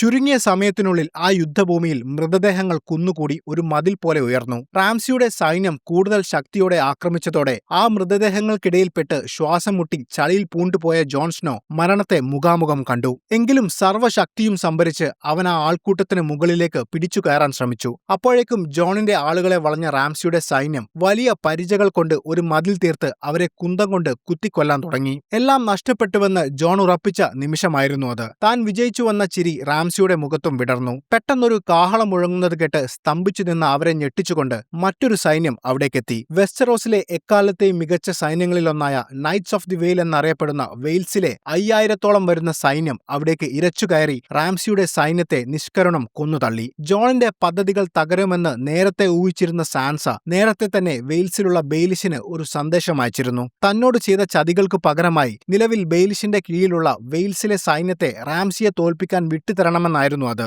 തന്റെ സൈന്യം മുഴുവനായും ഇല്ലാതാവുന്നത് കണ്ടുനിന്ന റാംസിയുടെ മുഖത്തെ ചിരിമാഞ്ഞു, പകരം ഭയം നിറഞ്ഞു. ബെയിലിഷിനൊപ്പം ആ കാഴ്ച കാണുന്ന സാൻസയുടെ മുഖത്ത് തന്റെ ജീവിതം തകർത്ത റാംസിയുടെ തകർച്ച കാണുന്നതിന്റെ സംതൃപ്തി ഉണ്ടായിരുന്നു. തന്റെ സൈന്യം പൂർണ്ണമായും തകരുന്നത് കാണുന്ന റാംസി യുദ്ധഭൂമിയിൽ നിന്നും വിന്റർഫെല്ലിലേക്ക് രക്ഷപ്പെട്ടു. വലിയ വാതിലുകളുള്ള ആ കോട്ടയ്ക്കുള്ളിൽ താൻ സുരക്ഷിതനാകുമെന്ന് അവൻ കണക്കുകൂട്ടി. പക്ഷേ വെയിൽസിലെ സൈന്യം നൽകിയ ആവേശം ജോണിനെയും സംഘത്തെയും കൂടുതൽ ശക്തിയോടെ പോരാടാൻ പ്രേരിപ്പിച്ചു. പിന്തിരിഞ്ഞോടുന്ന റാംസിയുടെ പിന്നാലെ ജോണും ടോമുണ്ടും ജയന്റും വിന്റർഫെല്ലിലേക്ക് കുതിച്ചു. കോട്ടയ്ക്കുള്ളിൽ കടന്ന് വാതിലുകൾ അടച്ച റാംസി അവർക്ക് അകത്ത് കയറാൻ കഴിയില്ലെന്ന് തന്നെ കരുതി. എന്നാൽ അവന്റെ പ്രതീക്ഷകൾ തെറ്റിച്ചുകൊണ്ട് ജയന്റ് ആ വാതിൽ തകർത്ത് അകത്ത് കയറി. റാംസിയുടെ സൈന്യം നിർത്താതെ അമ്പെയ്തതോടെ തളർന്നു വീണ ജയന്റ് അവസാനം റാംസി ചെയ്ത ഒരു അമ്പിൽ ജോണിന്റെ മുന്നിൽ മരിച്ചു വീണു. തന്റെ പരാജയം ഉറപ്പായ റാംസി ഒറ്റയ്ക്ക് പോരാടാൻ വെല്ലുവിളിച്ചുകൊണ്ട് ജോണിന് നേരെ അമ്പുകൾ എയ്യാൻ തുടങ്ങി. ഒരു പരിച ഉപയോഗിച്ച് അവനെ നേരിട്ട ജോൺ അവനെ അടിച്ചു വീഴ്ത്തിയ ശേഷം തന്റെ ദേഷ്യം തീരും വരെ മൃഗീയമായി മർദ്ദിച്ചു. ശേഷം റാംസിയെ തടവിലാക്കിയതോടെ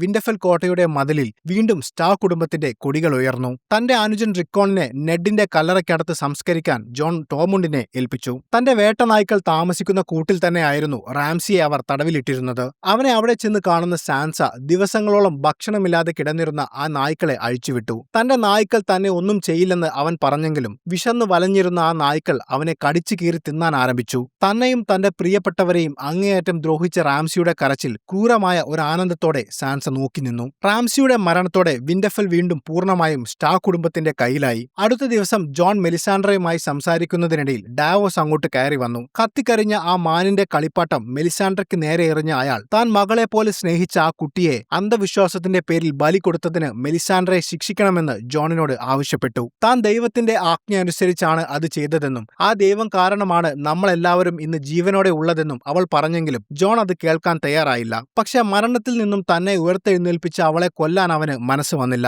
എത്രയും പെട്ടെന്ന് വിന്റർഫെൽ വിട്ടുപോകാൻ ആവശ്യപ്പെട്ട ജോണിന്റെ ശിക്ഷ സ്വീകരിച്ച മെലിസാൻഡ്ര അവിടെ നിന്നും യാത്ര തിരിച്ചു. അതേസമയം ബെയിലിഷ് അയാളുടെ കുതന്ത്രങ്ങൾ വീണ്ടും ആരംഭിച്ചു. ഈ യുദ്ധത്തിൽ സാൻസയെ സഹായിക്കാൻ അയാൾക്ക് പല കാരണങ്ങളുണ്ടായിരുന്നു. ബെയിലിഷിന്റെ എക്കാലത്തെയും വലിയ സ്വപ്നമായ വെസ്റ്ററോസിന്റെ സിംഹാസനം നേടിയെടുക്കണമെങ്കിൽ ശക്തമായ ഒരു സൈന്യവും ഒരു വലിയ പ്രദേശത്തിന്റെ പിന്തുണയും വേണം. വിന്റർഫെൽ സ്റ്റാക്കുകൾക്ക് തിരിച്ചു പിടിച്ചു കൊടുത്താൽ വടക്കിന്റെ അധികാരിയായി മാറുന്ന സാൻസ തന്റെ നിയന്ത്രണത്തിലാകുമെന്ന് അയാൾ വിശ്വസിച്ചു. വടക്കിനെ സ്വന്തം വരുതിയിലാക്കാനുള്ള ഒരു ചവിട്ടുപടിയായിരുന്നു അയാൾക്ക് ഈ യുദ്ധം. ഇതിനായി സാൻസയെ കാണുന്ന ബെയിലിഷ് അവളെ വിവാഹം ചെയ്യാൻ അയാൾക്ക് താല്പര്യമുണ്ടെന്നും നാളെ ഞാൻ വെസ്റ്ററോസിന്റെ സിംഹാസനം പിടിച്ചടക്കുമ്പോൾ നീയായിരിക്കും എന്റെ രാജ്ഞിയെന്നും പറഞ്ഞു. തനിക്കിതിൽ താല്പര്യമില്ലെന്ന് സാൻസ പറഞ്ഞെങ്കിലും ബെയിലിഷ് വിടാൻ തയ്യാറായില്ല. വിന്റർഫെല്ലിന്റെ യഥാർത്ഥ അവകാശി നെഡിന്റെ മകളായ നീയാണെന്നും ജാരസന്തതിയായ ജോൺ അല്ലെന്നും പറയുന്ന അയാൾ അവരുടെ ഇടയിൽ ഭിന്നിപ്പുണ്ടാക്കാൻ ശ്രമിച്ചു. എന്നാൽ ബെയിലിഷിന്റെ സ്വഭാവത്തെക്കുറിച്ച് നന്നായി അറിയാമായിരുന്ന സാൻസ മറുപടിയൊന്നും പറയാതെ അവിടെ നിന്നും പോയി. അടുത്ത ദിവസം ജോണിന്റെയും സാൻസയുടെ നേതൃത്വത്തിൽ നോർത്തിലെ എല്ലാ പ്രഭുക്കന്മാരും ഒത്തുചേർന്നു. റാംസിയെ തോൽപ്പിക്കാൻ അവരെ സഹായിക്കാതിരുന്ന പ്രഭുക്കന്മാരും ആ ഹാളിൽ ഉണ്ടായിരുന്നു. ജോൺ സ്നോ നെഡ് സ്റ്റാർക്കിന്റെ ജാരസന്തതിയായതുകൊണ്ട് അവനെ നോർത്തിന്റെ രാജാവായി അംഗീകരിക്കാൻ ചിലർക്കെങ്കിലും മടിയുണ്ടായിരുന്നു. അതിനെ ചൊല്ലിയുള്ള തർക്കങ്ങൾ നടക്കുമ്പോൾ 10 വയസ്സുകാരിയായ ലിയാന മോമൺ മുന്നോട്ട് വന്നു. അവൾ ജോണിനെ യുദ്ധത്തിൽ സഹായിക്കാതിരുന്ന ഓരോ പ്രഭുക്കന്മാരെയും പേരെടുത്ത് വിമർശിച്ചു. ആയിരക്കണക്കിന് വർഷങ്ങളായി സ്റ്റാർക്ക് കുടുംബമാണ് നോർത്തിന്റെ അധികാരികളെന്നും റാംസിയുടെ ക്രൂരതകൾ അവസാനിപ്പിച്ച് നോർത്തിൽ ഒരു നല്ല ഭരണം കൊണ്ടുവരുമെന്ന് ജോണും സാൻസയും ഉറപ്പു നൽകിയിട്ടും നിങ്ങളുടെ പൂർവികർ കൊടുത്ത വാക്ക് തെറ്റിച്ച് നിങ്ങൾ അവർക്ക് സഹായം നിഷേധിച്ചുവെന്നും അവൾ ആരോപിച്ചു. ജോൺ നെഡ് സ്റ്റാർക്കിന്റെ ജാരസന്തതിയാണെങ്കിലും അവനും ഒരു സ്റ്റാർക്ക് ആണെന്നും അവനാണ് നോർത്തിന്റെ യഥാർത്ഥ രാജാവെന്നും അവൾ പ്രഖ്യാപിച്ചു. അവളുടെ വാക്കുകൾ ആ ഹാളിലുണ്ടായിരുന്ന മുതിർന്ന പ്രഭുക്കന്മാരെ ചിന്തിപ്പിച്ചു. ജോണിനെ സഹായിക്കാൻ തയ്യാറാകാതിരുന്ന ലോർഡ് മാൻഡലിയും ലോർഡ് ഗ്ലോവറും അവനോട് ക്ഷമ ചോദിച്ചു. അവർ ഓരോരുത്തരായി ജോണിനെ തങ്ങളുടെ നേതാവായി അംഗീകരിച്ചു. അവസാനം തങ്ങളുടെ വാളുകൾ ഉയർത്തിപ്പിടിച്ചുകൊണ്ട് അവരെല്ലാവരും ഒരേ സ്വരത്തിൽ ജോണിനെ വടക്കിന്റെ രാജാവായി പ്രഖ്യാപിച്ചു. ഹാളിലുണ്ടായിരുന്ന 100 കണക്കിന് യോദ്ധാക്കൾ ആ മുദ്രാവാക്യം ഏറ്റുവിളിക്കുമ്പോൾ മുൻപ് നെഡ് സ്റ്റാർക്കിന്റെ മൂത്ത മകൻ റോബ് സ്റ്റാർക്കിനെ രാജാവായി പ്രഖ്യാപിച്ച അതേ ആവേശം അവിടെ വീണ്ടും അലയടിച്ചു. തന്റെ സഹോദരൻ രാജാവായി ഉയർത്തപ്പെടുന്നത് സന്തോഷത്തോടെ സാൻസ കണ്ടു. എന്നാൽ ആ ഹാളിൽ ഒരു മൂലയിൽ നിന്നിരുന്ന ബെയിലിഷിന് തന്റെ പദ്ധതികൾ പൊളിയുമെന്ന് മനസ്സിലായി. സാൻസയെ രാജ്ഞിയാക്കി വടക്കിന്റെ അധികാരം കൈക്കലാക്കാമെന്ന അയാളുടെ പ്ലാൻ ജോണിന്റെ ഈ വളർച്ചയോടെ തകരുകയായിരുന്നു. അതേസമയം അയൺ ഐലൻഡിൽ തിയോണിന്റെ അച്ഛൻ ബെയ്ലോൺ ഗ്രേജോയോട് സംസാരിക്കുന്ന മകൾ യാര നോർത്ത് പിടിച്ചെടുക്കാനുള്ള തന്റെ ശ്രമങ്ങൾ പരാജയപ്പെട്ടുവെന്നും നോർത്തിലെ തങ്ങളുടെ പ്രധാന കോട്ടയായ ഡീപ്വുഡ് മോട്ട് അവർക്ക് നഷ്ടപ്പെട്ടുവെന്നും അയാളെ അറിയിച്ചു. മാത്രമല്ല ഇനി വടക്ക് ഭാഗത്ത് യുദ്ധം തുടരുന്നത് അർത്ഥശൂന്യമാണെന്നും തങ്ങളുടെ പക്കലുള്ള സ്ഥലങ്ങൾ സംരക്ഷിക്കുന്നതാണ് ബുദ്ധിയെന്നും യാര പറഞ്ഞു. എന്നാൽ താൻ ജീവിച്ചിരിക്കുന്ന കാലത്തോളം യുദ്ധത്തിൽ നിന്നും പിന്മാറില്ല എന്ന വാശിയിലായിരുന്ന ബെയ്ലോൺ അങ്ങോട്ട് കൂടുതൽ സൈന്യത്തെ അയക്കാൻ യാരയോട് പറഞ്ഞു. ശേഷം ബെയ്ലോൺ പുറത്തേക്ക് പോയി. പുറത്ത് കോരിച്ചൊരിയുന്ന മഴയും കാറ്റുമാണ്. പൈക്ക് എന്ന ആ കൊട്ടാരത്തിന്റെ ഒരു ടവറിൽ നിന്നും മറ്റൊരു ടവറിലേക്ക് ഒരു തൂക്കുപാലം വഴിയാണ് പോകേണ്ടത്. ബെയ്ലോൺ ആ പാലത്തിന്റെ നടുക്കെത്തിയപ്പോൾ മറുവശത്ത് നിന്നും മറ്റൊരാൾ ആ പാലത്തിലൂടെ നടന്നു വന്ന് ബെയ്ലോണിന്റെ വഴി മുടക്കി നിന്നു. അത് ബെയ്ലോണിന്റെ അനുജൻ യൂറോൺ ഗ്രേജോയായിരുന്നു. ഗ്രേജോയ് കുടുംബത്തിന് പല രീതിയിൽ പേരുദോഷം കേൾപ്പിച്ചതിന്റെ പേരിൽ നാട് കടത്തിയതായിരുന്നു അവനെ. തന്റെ കപ്പൽ യാത്രക്കിടയിൽ കൊള്ളയടിക്കുന്ന അമൂല്യ വസ്തുക്കളും ചെയ്തു കൂട്ടുന്ന ക്രൂരതകളെപ്പറ്റിയും ആരും അറിയാതിരിക്കാൻ തന്റെ ജോലിക്കാരുടെ നാവുകൾ അറുത്തു കളയുന്ന ക്രൂരനായിരുന്നു യൂറോൺ. വൃദ്ധനായ ബെയ്ലോണിന് ഇനി രാജാവാകാൻ യോഗ്യതയില്ലെന്ന് പറയുന്ന യൂറോൺ താൻ അയൺ ഐലൻഡിന്റെ രാജാവാകാൻ വന്നതാണെന്ന് പറഞ്ഞു. ഇത് കേട്ട് അവനെ ആക്രമിക്കാൻ ശ്രമിച്ച ബെയ്ലോണിനെ ആ പാലത്തിന്റെ മുകളിൽ നിന്നും താഴേക്ക് തള്ളിയിട്ട് യൂറോൺ കൊന്നുകളഞ്ഞു. അടുത്ത ദിവസം രാവിലെ ബെയ്ലോണിന്റെ ശവസംസ്കാരം നടന്നു. പാലത്തിൽ നിന്നും തെന്നി വീണ് മരിച്ചതാണെന്നാണ് എല്ലാവരും കരുതിയത്. അവിടെ വെച്ച് യാര അയൺ ഐലൻഡിലെ മെയ്സ്റ്ററോട് തന്റെ രാജാവാകാനുള്ള അവകാശത്തെക്കുറിച്ച് സംസാരിച്ചു. എന്നാൽ അത് തീരുമാനിക്കാൻ സമയമായിട്ടില്ലെന്നായിരുന്നു അയാളുടെ മറുപടി. കുറച്ച് ദിവസങ്ങൾക്ക് ശേഷം റാംസിയുടെ കയ്യിൽ നിന്നും രക്ഷപ്പെട്ട തിയോൺ അയൺ ഐലൻഡിലെത്തി. കൊട്ടാരത്തിലെത്തിയ തിയോൺ യാരയോട് സംസാരിച്ചു. അവനെ രക്ഷിക്കാൻ വേണ്ടി ചെന്നപ്പോൾ അവൾക്ക് നഷ്ടപ്പെട്ട സൈനികരുടെയും കപ്പലുകളുടെയും കണക്ക് നിരത്തി അവനോട് അവൾ ദേഷ്യപ്പെട്ടു. അച്ഛൻ മരിച്ചപ്പോൾ രാജാവിന്റെ സ്ഥാനം മോഹിച്ചാണോ നീ ഇപ്പോൾ വന്നതെന്ന് അവൾ അവനോട് ചോദിച്ചു. എന്നാൽ തനിക്ക് രാജാവാകേണ്ടെന്നും അവൾക്കാണ് അതിനുള്ള യോഗ്യതയെന്നും പറയുന്ന തിയോൺ അതിനായി അവളെ സഹായിക്കാൻ വന്നതാണെന്ന് പറഞ്ഞു. അടുത്ത ദിവസം അയൺ ഐലൻഡിലെ പ്രഭുക്കന്മാരുടെ നേതൃത്വത്തിൽ അവിടുത്തെ മെയ്സ്റ്റർ അടുത്ത രാജാവിനെ തിരഞ്ഞെടുക്കാനുള്ള യോഗം വിളിച്ചു. ആദ്യമായി രാജാവാകാൻ അവകാശമുള്ളവർ മുന്നോട്ട് വരാൻ മെയ്സ്റ്റർ ആവശ്യപ്പെട്ടു. യാര മുന്നോട്ട് വന്ന് സ്വയം പരിചയപ്പെടുത്തി. താൻ രാജ്ഞിയായാൽ ചെയ്യാൻ പോകുന്ന കാര്യങ്ങൾ അവൾ പറയാൻ തുടങ്ങിയപ്പോഴേക്കും പലരിൽ നിന്നും എതിരഭിപ്രായങ്ങൾ ഉണ്ടായി. അയൺ ഐലൻഡ് ഇതുവരെ ഒരു സ്ത്രീ ഭരിച്ചിട്ടില്ലെന്നും മാത്രമല്ല ബെയ്ലോണിന്റെ മകൻ തിയോൺ ഉള്ളപ്പോൾ എങ്ങനെ മകൾ രാജാവാകുമെന്നും അവർ ചോദിച്ചു. ഇത് കേൾക്കുന്ന തിയോൺ മുന്നോട്ട് വന്ന് യാരയ്ക്ക് വേണ്ടി സംസാരിച്ചു. യാര അയൺ ഐലൻഡിനു വേണ്ടി ജയിച്ച യുദ്ധങ്ങളുടെ കണക്കുകൾ നിരത്തി നമ്മളെ നയിക്കാൻ അവളേക്കാൾ മികച്ച ആരുമില്ലെന്ന് അവൻ പറഞ്ഞു. എല്ലാവരും ആ തീരുമാനത്തെ അംഗീകരിക്കാൻ തയ്യാറായപ്പോഴേക്കും മറ്റൊരു അവകാശി മുന്നോട്ട് കടന്നു വന്നു. ബെയ്ലോണിന്റെ അനുജൻ യൂറോൺ ആയിരുന്നു അത്. അവിടേക്ക് കടന്നു വന്ന യൂറോൺ സ്ത്രീയായ യാരയ്ക്ക് രാജാവാകാൻ യോഗ്യതയില്ലെന്നും പുരുഷത്വം നഷ്ടപ്പെട്ട തിയോണിന്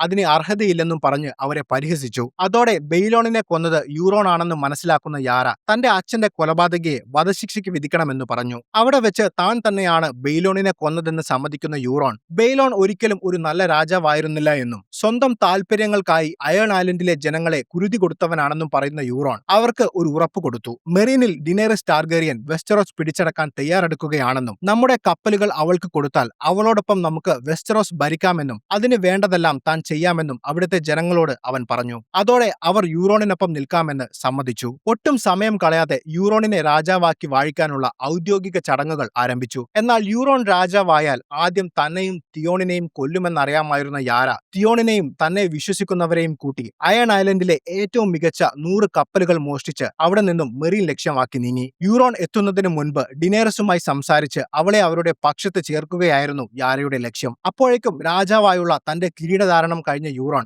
ആദ്യം അന്വേഷിച്ചത് യാരയും തിയോണിനെയുമായിരുന്നു. എന്നാൽ അവർ അയൺ ഐലൻഡിലെ ഏറ്റവും മികച്ച കപ്പലുകളുമായി തീരം വിടുന്നത് അവൻ കണ്ടു. തന്റെ ആളുകളോട് എത്രയും പെട്ടെന്ന് കൂടുതൽ കപ്പലുകൾ നിർമ്മിക്കാൻ യൂറോൺ ആവശ്യപ്പെട്ടു. അതേസമയം ഒരു ഫേസ്ലെസ് മാൻ ആകാനുള്ള പരീക്ഷയിൽ തോറ്റതിനുള്ള ശിക്ഷയായി അന്ധയാക്കപ്പെട്ട ആര്യ ബ്രാവോസിലെ തെരുവുകളിൽ ഒരു യാചകയായി ജീവിതം തള്ളി നീക്കുകയായിരുന്നു. ഒരു ദിവസം അവളുടെ മുന്നിലേക്ക് കടന്നു വന്ന വെയ്ഫ് ഒരു വടി അവൾക്ക് കൊടുത്ത ശേഷം അവളോട് ഫൈറ്റ് ചെയ്യാൻ ആവശ്യപ്പെട്ടു. തനിക്ക് കണ്ണ് കാണാൻ കഴിയുന്നില്ലെന്ന് പറയുന്ന ആര്യയെ അത് തന്റെ പ്രശ്നമല്ലെന്ന് പറഞ്ഞ് ക്രൂരമായി മർദ്ദിക്കുന്ന വെയ്ഫ് താൻ നാളെയും വരുമെന്ന് പറഞ്ഞ് അവളെ അവിടെ ഉപേക്ഷിച്ചു പോയി. അടുത്ത ദിവസം വീണ്ടും അവളുടെ അടുത്തെത്തിയ വെയ്ഫ് നീ ആരാണെന്ന് ചോദിച്ചുകൊണ്ട് വീണ്ടും അവളെ മർദ്ദിക്കാൻ തുടങ്ങി. ഒന്നും കാണാൻ കഴിയുന്നില്ലെങ്കിലും താൻ ആരുമല്ലെന്ന് പറഞ്ഞുകൊണ്ട് ആര്യ വാശിയോടെ തിരിച്ചടിക്കാൻ ശ്രമിച്ചുകൊണ്ടിരുന്നു. പെട്ടെന്ന് അവിടെ എത്തിയ ജാക്കൻ ഹിഗാർ നീ ആരാണെന്ന ചോദ്യം വീണ്ടും അവളോട് ആവർത്തിച്ചു. ഞാൻ ആരുമല്ലെന്നും എനിക്കൊരു പേരുമില്ലെന്നും പറയുന്ന അവളോട് നീ നിന്റെ പേര് പറയുകയാണെങ്കിൽ നിനക്ക് കിടക്കാൻ ഒരിടം തരാമെന്നും ഭക്ഷണം തരാമെന്നും നിന്റെ കാഴ്ച തിരിച്ചു നൽകാമെന്നുമൊക്കെ ജാക്കൻ അവളോട് പറഞ്ഞെങ്കിലും അവൾ തന്റെ മറുപടിയിൽ ഉറച്ചുനിന്നു.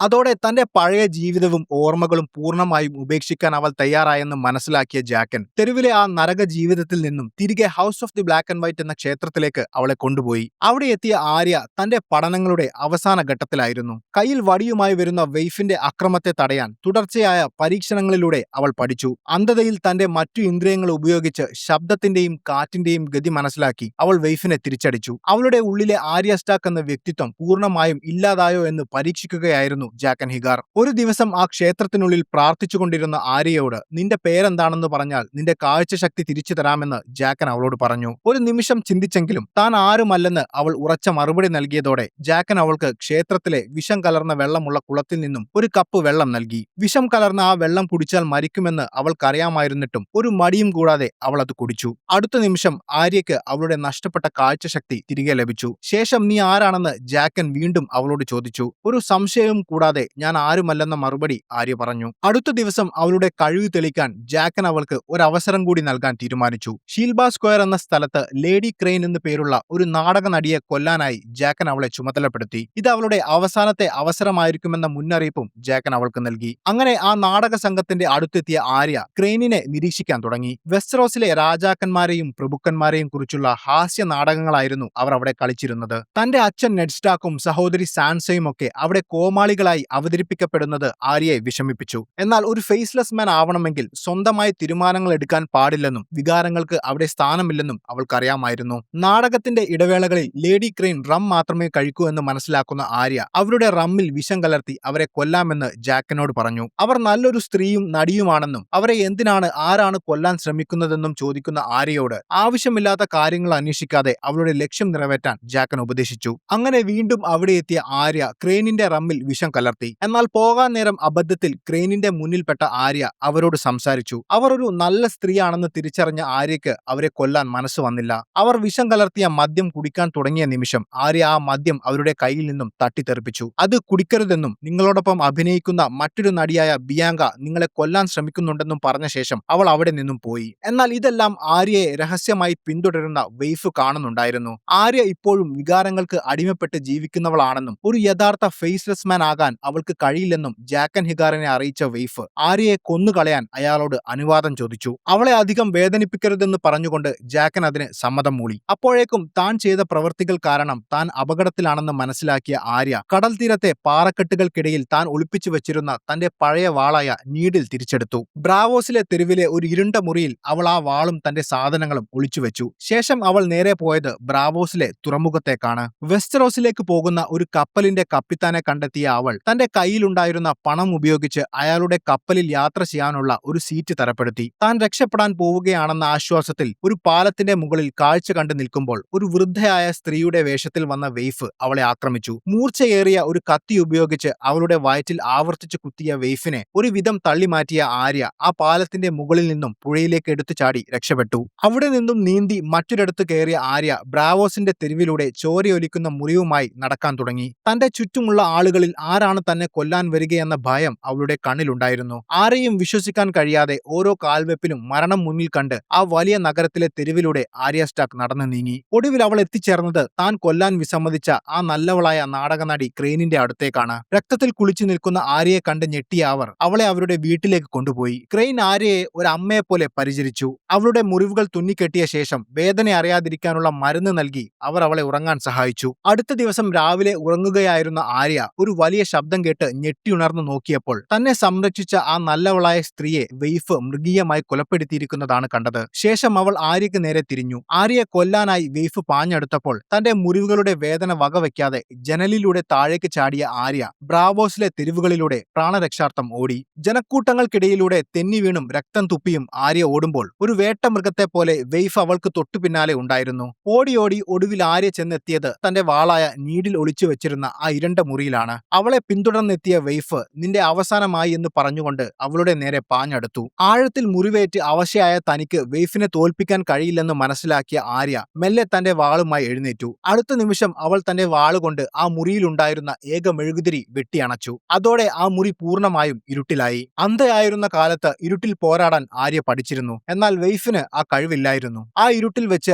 ആര്യ വെയ്ഫിനെ കൊന്നുകളഞ്ഞു. അടുത്ത ദിവസം ക്ഷേത്രത്തിലെത്തുന്ന ജാക്കൻ ഹിഗാർ കാണുന്നത് നിലത്ത് ഇറ്റു വീണ രക്തത്തുള്ളികളാണ്. ആ രക്തപ്പാടുകൾ പിന്തുടർന്ന് ജാക്കൻ എത്തിയത് മരിച്ചവരുടെ മുഖംമൂടികൾ സൂക്ഷിക്കുന്ന ആ വലിയ ഹാളിലാണ്. രക്തം ഒലിച്ചു വരുന്ന ഒരു പുതിയ മുഖം ജാക്കൻ അവിടെ കണ്ടു. അത് വെയ്ഫിന്റെ മുഖമായിരുന്നു. അടുത്ത നിമിഷം എന്നെ കൊല്ലാൻ നിങ്ങളാണോ അവളെ ഏൽപ്പിച്ചത് എന്ന ചോദ്യം കേട്ട് ജാക്കൻ തിരിഞ്ഞു നോക്കി. തന്റെ വാൾ അവന്റെ നെഞ്ചിന് നേരെ നീട്ടി നിൽക്കുന്ന ആര്യയാണ് ജാക്കൻ കണ്ടത്. അവളുടെ ചോദ്യത്തിന് അതേ എന്നായിരുന്നു അവന്റെ മറുപടി. എന്നാൽ ഇപ്പോൾ അവൾ മരിക്കുകയും നീ എന്റെ മുന്നിൽ നിൽക്കുകയും കാര്യവും ചെയ്യുന്നു എന്ന് പറയുന്ന ജാക്കൻ, പരീക്ഷണങ്ങളെല്ലാം ജയിച്ച നീ ഇപ്പോൾ യഥാർത്ഥത്തിൽ ആരുമല്ലാതായിരിക്കുന്നു എന്ന് അഭിമാനത്തോടെ പറഞ്ഞു. അടുത്ത നിമിഷം ഞാൻ വിന്റർഫെല്ലിലെ ആര്യ സ്റ്റാർക്ക് ആണെന്നും ഞാൻ എന്റെ വീട്ടിലേക്ക് പോവുകയാണെന്നും അവൾ ധൈര്യത്തോടെ മറുപടി പറഞ്ഞു. തന്റെ പ്രിയപ്പെട്ട ശിഷ്യ ഒരു യഥാർത്ഥ പോരാളിയായി മാറിയതിൽ ജാക്കൻ അഭിമാനത്തോടെ പുഞ്ചിരിച്ച് അവൾക്ക് പോകാനുള്ള അനുമതി നൽകി. അങ്ങനെ മുഖങ്ങൾ മാറാൻ കഴിവുള്ള, ഇരുട്ടിൽ യുദ്ധം ചെയ്യാൻ കഴിവുള്ള, അതീന്ദ്രിയ ശക്തിയുള്ള ഒരു പോരാളിയായി മാറിയ ആര്യ സ്റ്റാർക്ക് തന്റെ ശത്രുക്കളെ തേടി ബ്രാവോസിൽ നിന്നും തന്റെ നാടായ വെസ്റ്ററോസിലേക്ക് യാത്ര തിരിച്ചു.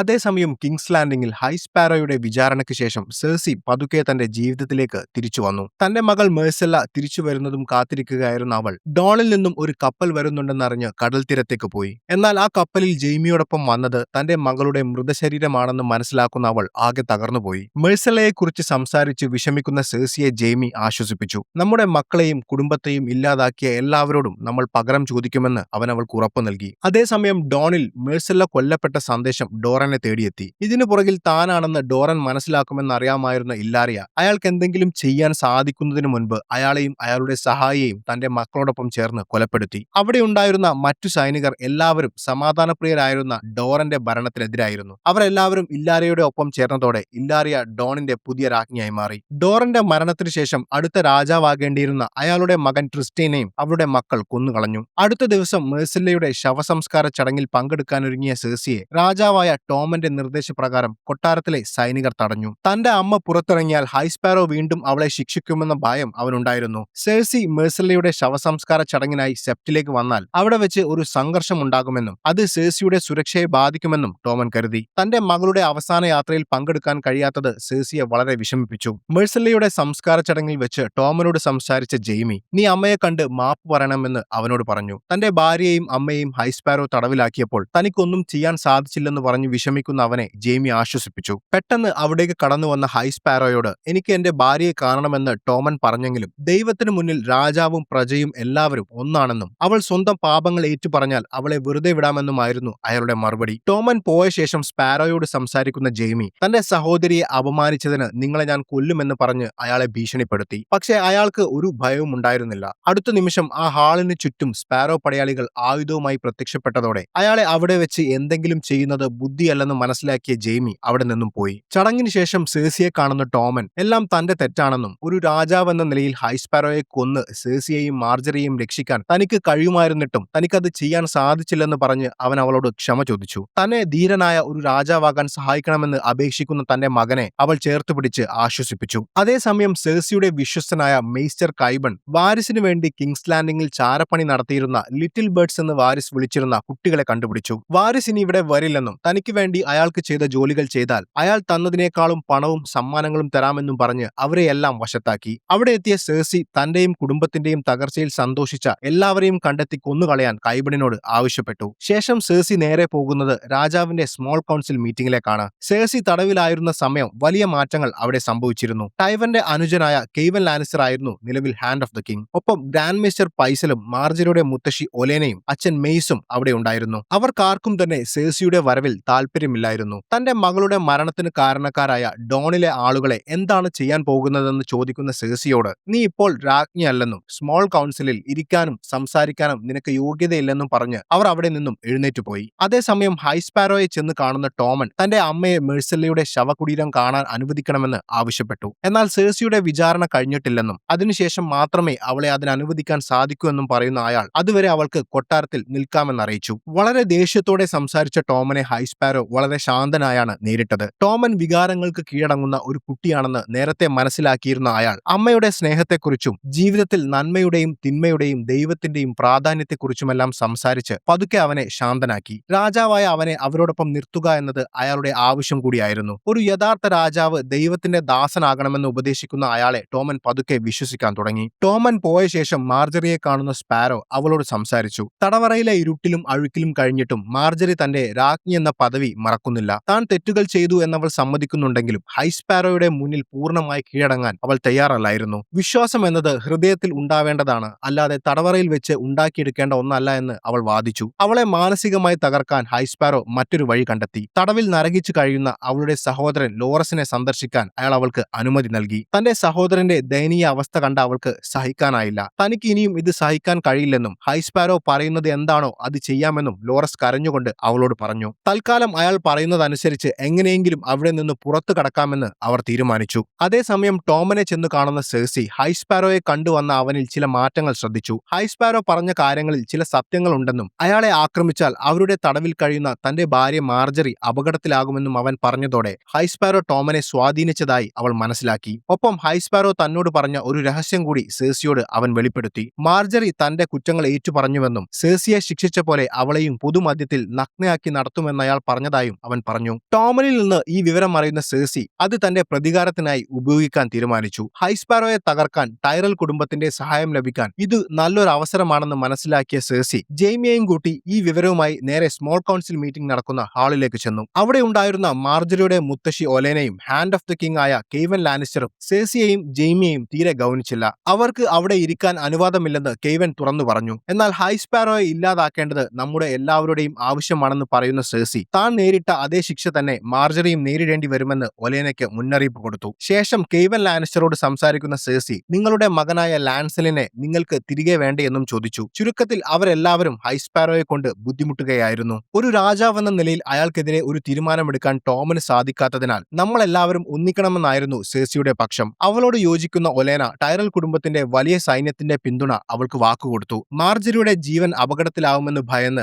അക്രമങ്ങൾ ഒഴിവാക്കാൻ ടോമൻ പറഞ്ഞതിനാൽ കെയ്വൻ ലാനിസ്റ്റർക്ക് ഒന്നും ചെയ്യാനുണ്ടായിരുന്നില്ല. പക്ഷെ തന്റെ മകനെ തിരിച്ചു കിട്ടാൻ അയാൾ ഇതിനെ എതിർക്കില്ലെന്നും കൂടെ ഉണ്ടാവുമെന്നും അവർക്ക് വാക്കുകൊടുത്തു. എന്നാൽ അവരറിയാതെ വീണ്ടും ഹൈസ്പാരോയെ ചെന്ന് കാണുന്ന ടോമൻ മാർജറിയുടെ ശിക്ഷയിൽ ഇളവ് ചെയ്യാൻ അയാളോട് അപേക്ഷിച്ചു. അതിന് മറുപടിയൊന്നും നൽകാതെ അയാൾ അവനെ മാർജറിയെ കാണാൻ അനുവദിച്ചു. തടവിലായ ശേഷം ആദ്യമായിട്ടായിരുന്നു അവൾ അവനെ കാണുന്നത്. എന്നാൽ വളരെ വ്യത്യസ്തമായാണ് അവൾ സംസാരിച്ചത്. തടവറയിൽ വെച്ച് ഹൈസ്പാരോയുടെ ഉപദേശങ്ങൾ തന്നെ സ്വാധീനിച്ചു എന്ന് മാർജറി ടോമനെ വിശ്വസിപ്പിച്ചു. താൻ ഇതുവരെ നയിച്ചിരുന്ന ആഡംബര ജീവിതം തെറ്റായിരുന്നുവെന്നും യഥാർത്ഥ സന്തോഷം മതപരമായ ജീവിതത്തിലാണെന്നും അവൾ ടോമനോട് പറഞ്ഞു. ടോമന് മാർജറിയോട് അതിയായ സ്നേഹമുള്ളതുകൊണ്ട് അവൾ പറയുന്നതെന്തും വിശ്വസിക്കാൻ അവൻ തയ്യാറായിരുന്നു. തന്റെ സഹോദരൻ ലോറസിനെ രക്ഷിക്കാനുള്ള ഏക വഴി ഹൈസ്പാരോയുമായി ഒത്തുതീർപ്പിലെത്തുകയാണെന്ന് തിരിച്ചറിഞ്ഞ മാർജറി അതിനായി ടോമനെ അയാളിലേക്ക് അടുപ്പിക്കാൻ ശ്രമിച്ചു. അപ്പോഴേക്കും ജെയ്മിയുടെയും മാർജറിയുടെ അച്ഛനായ മെയ്സിന്റെയും നേതൃത്വത്തിൽ ഒരു വലിയ സൈന്യം ഹൈസ്പാരോയുടെ താവളമായ ഗ്രേറ്റ് സെപ്റ്റിന്റെ മുന്നിലെത്തി. അവിടെ മാർജറിയുടെ ശിക്ഷ നടപ്പിലാക്കാനുള്ള തയ്യാറെടുപ്പുകൾ നടക്കുകയായിരുന്നു. അവിടെ കൂടി നിന്ന ജനങ്ങളോട് സംസാരിക്കുന്ന ഹൈസ്പാരോ അവൾ ചെയ്ത പാപങ്ങളെല്ലാം അവിടെ വിവരിച്ചു. എന്നാൽ പെട്ടെന്ന് അവിടേക്കെത്തിയ ജെയ്മി തന്റെ കുതിരയെ സെപ്റ്റിന്റെ പടികളിലൂടെ പായിച്ച് മുകളിലേക്ക് കയറി. മാർജറിയെയും ലോറസിനെയും വിട്ടു തന്നില്ലെങ്കിൽ അവിടെയുള്ള എല്ലാ സ്പാരോകളെയും കൊന്നുകളയുമെന്ന് അവൻ അയാളെ ഭീഷണിപ്പെടുത്തി. എന്നാൽ ബുദ്ധിമാനായിരുന്ന സ്പാരോ ഇതെല്ലാം മുൻകൂട്ടി കണ്ടുകൊണ്ടാണ് രാജാവായ ടോമനെ നേരത്തെ സ്വാധീനിച്ച് തന്റെ വശത്താക്കിയത്. അടുത്ത നിമിഷം എല്ലാവരെയും അമ്പരിപ്പിച്ചുകൊണ്ട് മാർജറിയുടെ ശിക്ഷ ഒഴിവാക്കിയതായി പ്രഖ്യാപിച്ച അയാൾ രാജാവായ ടോമനെ അവരുടെ മതമായ ഫെയ്ത്ത് ഓഫ് ദി സെവനിലേക്ക് അവൾ കൊണ്ടുവന്നുവെന്നും ടോമൻ ഇപ്പോൾ അവരുടെ ഭാഗമാണെന്നും പ്രഖ്യാപിച്ചു. മാത്രമല്ല ഇനി മുതൽ രാജഭരണമടക്കം കൊട്ടാരത്തിലെ എല്ലാ തീരുമാനങ്ങളും അവരുടെ അറിവോടുകൂടിയായിരിക്കുമെന്നും അയാൾ കൂട്ടിച്ചേർത്തു. തങ്ങളുടെ എല്ലാ പദ്ധതികളും പൊളിഞ്ഞുവെന്ന് ജെയ്മിക്കും ഒലേനയ്ക്കും അതോടെ മനസ്സിലായി. അതിനുശേഷം കൊട്ടാരത്തിൽ വെച്ച് ഹൈസ്പാരോയെ ആക്രമിക്കാൻ ശ്രമിച്ചതിന്റെ പേരിൽ ജെയ്മിയെ ടോമൻ വിചാരണ ചെയ്തു. അവനെ കിങ്സ് ഗാർഡിൽ നിന്നും പുറത്താക്കുന്ന ടോമൻ മറ്റൊരു ദൗത്യവുമായി കിങ്സ് ലാൻഡിംഗ് വിട്ടുപോകാൻ അവനോട് ഉത്തരവിട്ടു. റോബ് സ്റ്റാക്കിനെ വധിച്ച ശേഷം ലാനിസ്റ്റർമാരുമായി സഖ്യത്തിലായിരുന്ന വാൾഡർ ഫ്രേയുടെ കീഴിലായിരുന്നു കേറ്റ്ലിൻ സ്റ്റാക്കിന്റെ നാടായ റിവർ റൺ. എന്നാൽ കേറ്റ്ലിന്റെ അച്ഛന്റെ സഹോദരൻ ബ്ലാക്ക് ഫിഷ് ഫ്രേയുടെ സൈന്യത്തെ തോൽപ്പിച്ച് റിവർ റൺ തിരിച്ചുപിടിച്ചു. അവിടെ പോയി ബ്ലാക്ക് ഫിഷിന്റെ കയ്യിൽ നിന്നും റിവർ റൺ തിരിച്ചുപിടിക്കുക എന്നതായിരുന്നു ജെയ്മിയെ ഏൽപ്പിച്ച ദൗത്യം. എന്നാൽ ജെയ്മിയെ സെഴ്സിയുടെ അടുത്ത് നിന്നും മാറ്റാനുള്ള ഹൈസ്പാരോയുടെ തന്ത്രമായിരുന്നു ഇത്. ശേഷം സെഴ്സിയെ കാണുന്ന ജെയ്മി താൻ റിവർ റണ്ണിലേക്ക് പോകില്ലെന്നും പകരം ബ്രോണിന്റെ സഹായത്തോടെ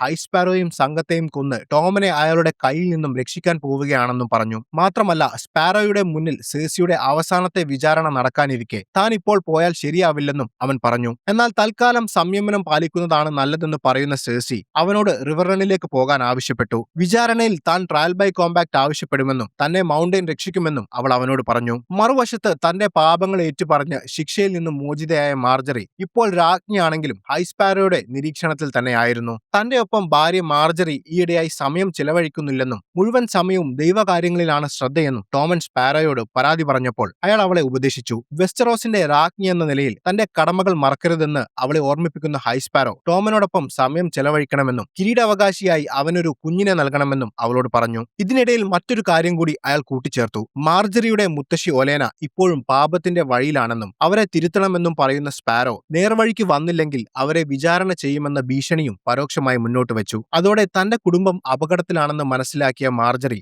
ഒലേനയെ നേരിട്ട് കണ്ട് സംസാരിക്കാൻ പുറപ്പെട്ടു. എന്നാൽ സ്പാരോയുടെ വിശ്വസ്തയായ യുനേല എപ്പോഴും മാർജറിയുടെ കൂടെ ഉണ്ടാവണമെന്നത് അയാളുടെ കൽപ്പനയായിരുന്നു. ഒലേനയോട് താൻ സംസാരിക്കുന്നത് യുനേല കാണുന്നുണ്ടെന്ന് അറിയാമായിരുന്ന മാർജറി താൻ മുഴുവനായും ദൈവത്തിന്റെ പാതയിലാണെന്നും ഒലേനയോട് അവരുടെ നാടായ ഹൈഗാർഡനിലേക്ക് തിരിച്ചുപോയി പാപങ്ങളെല്ലാം പ്രാർത്ഥനയിലൂടെ കഴുകിക്കളയണമെന്നും പറഞ്ഞു. എന്നാൽ മാർജറിയുടെ ഈ മാറ്റം അംഗീകരിക്കാനാകാതെ ഒലേന അവളോട് ദേഷ്യപ്പെട്ടു. എന്നാൽ ആ സംഭാഷണത്തിനിടയിൽ യുനേല കാണാതെ മാർജറി ഒലേനയുടെ കയ്യിൽ ഒരു ചെറിയ കഷ്ണം പേപ്പർ കൊടുത്തു. അവൾ എന്തോ പറയാൻ ശ്രമിക്കുകയാണെന്ന് മനസ്സിലാക്കിയ ഒലേന അവൾ പറഞ്ഞതെല്ലാം സമ്മതിച്ച് പുറത്തേക്കിറങ്ങി. ആ പേപ്പർ തുറന്നു നോക്കിയ ഒലേന കണ്ടത് അവരുടെ കുടുംബചിഹ്നമായ റോസാപ്പൂവിന്റെ ചിത്രമായിരുന്നു. താൻ ഇപ്പോഴും പഴയ മാർജറി തന്നെയാണെന്നും പുറമേ കാണിക്കുന്നത് വെറും അഭിനയം മാത്രമാണെന്നും അതിലൂടെ അവൾ ഒലേനയെ ബോധ്യപ്പെടുത്തി. മാത്രമല്ല ഹൈസ്പാരോയുടെ ഭീഷണി നിലനിൽക്കുന്നതിനാൽ ഒലേന ഉടൻ തന്നെ കിങ്സ് ലാൻഡിംഗ് വിട്ടുപോകണമെന്ന മുന്നറിയിപ്പ് കൂടിയായിരുന്നു അത്. അതോടെ കിങ്സ് ലാൻഡിംഗ് വിട്ടുപോകാൻ ഒലേന തീരുമാനിച്ചു. പോകുന്നതിനു മുൻപ് ഒലേനയെ കണ്ടു സംസാരിച്ച സേഴ്സി ഹൈസ്പാരോയെ ഒതുക്കാൻ സഹായിക്കണമെന്നും ഇപ്പോൾ പോകുന്നത് ബുദ്ധിയല്ലെന്നും പറഞ്ഞു.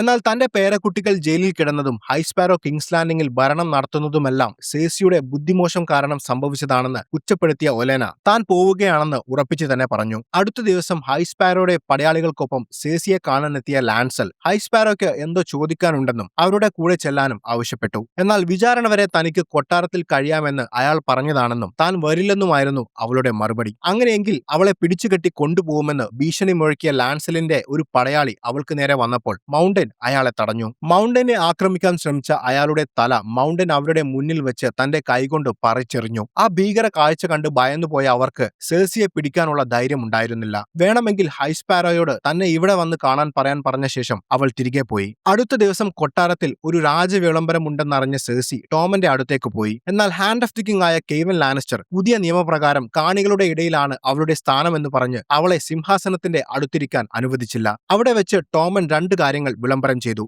സേഴ്സിയുടെയും ലോറസിന്റെയും അന്തിമ വിചാരണ ഒരാഴ്ചയ്ക്കുള്ളിൽ സ്പാരോയുടെ ഔദ്യോഗിക വസതിയായ സെഫ്റ്റ് ഓഫ് ബെയ്ലറിൽ നടക്കുമെന്നും ഒരു കൂട്ടം ക്രൂരന്മാരായ രാജാക്കന്മാരുടെ അഴിമതികൾക്ക് കൂട്ടുപിടിക്കാൻ ഉണ്ടാക്കിയ ട്രയൽ ബൈ കോമ്പാക്ട് എന്ന വിചാരണ രീതി ഇന്നു മുതൽ വെസ്റ്ററോസിൽ പൂർണ്ണമായും നിരോധിച്ചിരിക്കുന്നു എന്നും അവൻ പ്രഖ്യാപിച്ചു. മാത്രമല്ല ഇനിയുള്ള വിചാരണകൾ ഹൈസ്പാരോ അടങ്ങുന്ന 7 അംഗ സംഘം നേരിട്ട് നടത്തുമെന്നുകൂടി അവൻ പ്രഖ്യാപിച്ചതോടെ വിചാരണയിൽ മൗണ്ടനെ ഉപയോഗിച്ച് ട്രയൽ ബൈ കോമ്പാക്ട് വഴി രക്ഷപ്പെടാമെന്ന സേഴ്സിയുടെ കണക്കുകൂട്ടൽ അവിടെ അവസാനിച്ചു. ആ വിചാരണ നടന്നാൽ താൻ വീണ്ടും ജയിലിലാകുമെന്ന് അറിയാമായിരുന്ന സേഴ്സിക്ക് തന്റെ മകൻ പൂർണ്ണമായും ഹൈസ്പാരോയുടെ സ്വാധീന വലയിൽ അകപ്പെട്ടുവെന്നും മനസ്സിലായി. എന്നാൽ ഇങ്ങനൊരു സന്ദർഭം മുൻകൂട്ടി കണ്ടിരുന്ന അവൾ അത് തടയാനുള്ള വഴിയും കണ്ടുവച്ചിരുന്നു. അതേസമയം ട്വിൻ ടവറിൽ വാൾഡർ ഫ്രേ റിവറൻ തങ്ങളുടെ കയ്യിൽ നിന്നും ബ്ലാക്ക് ഫിഷ് തിരിച്ചു പിടിച്ചതിന്റെ പേരിൽ തന്റെ മക്കളെ ശകാരിച്ചു. എത്രയും പെട്ടെന്ന് അത് തിരിച്ചു പിടിക്കണമെന്ന് പറയുന്ന ഫ്രേയോട് നമ്മുടെ കയ്യിൽ അതിനാവശ്യമായ സൈന്യമില്ലെന്നും റിവറൻ അടക്കം ആ പ്രദേശത്തെ പല വലിയ കുടുംബങ്ങളും ഫ്രേയ്ക്ക് എതിരായത് കാരണം അവരാരും സഹായിക്കില്ലെന്നും പറഞ്ഞു. എന്നാൽ സൈന്യമില്ലാതെ തന്നെ ബ്ലാക്ക് ഫിഷിനെ കീഴടക്കാൻ വഴിയുണ്ടെന്ന് പറയുന്ന ഫ്രേ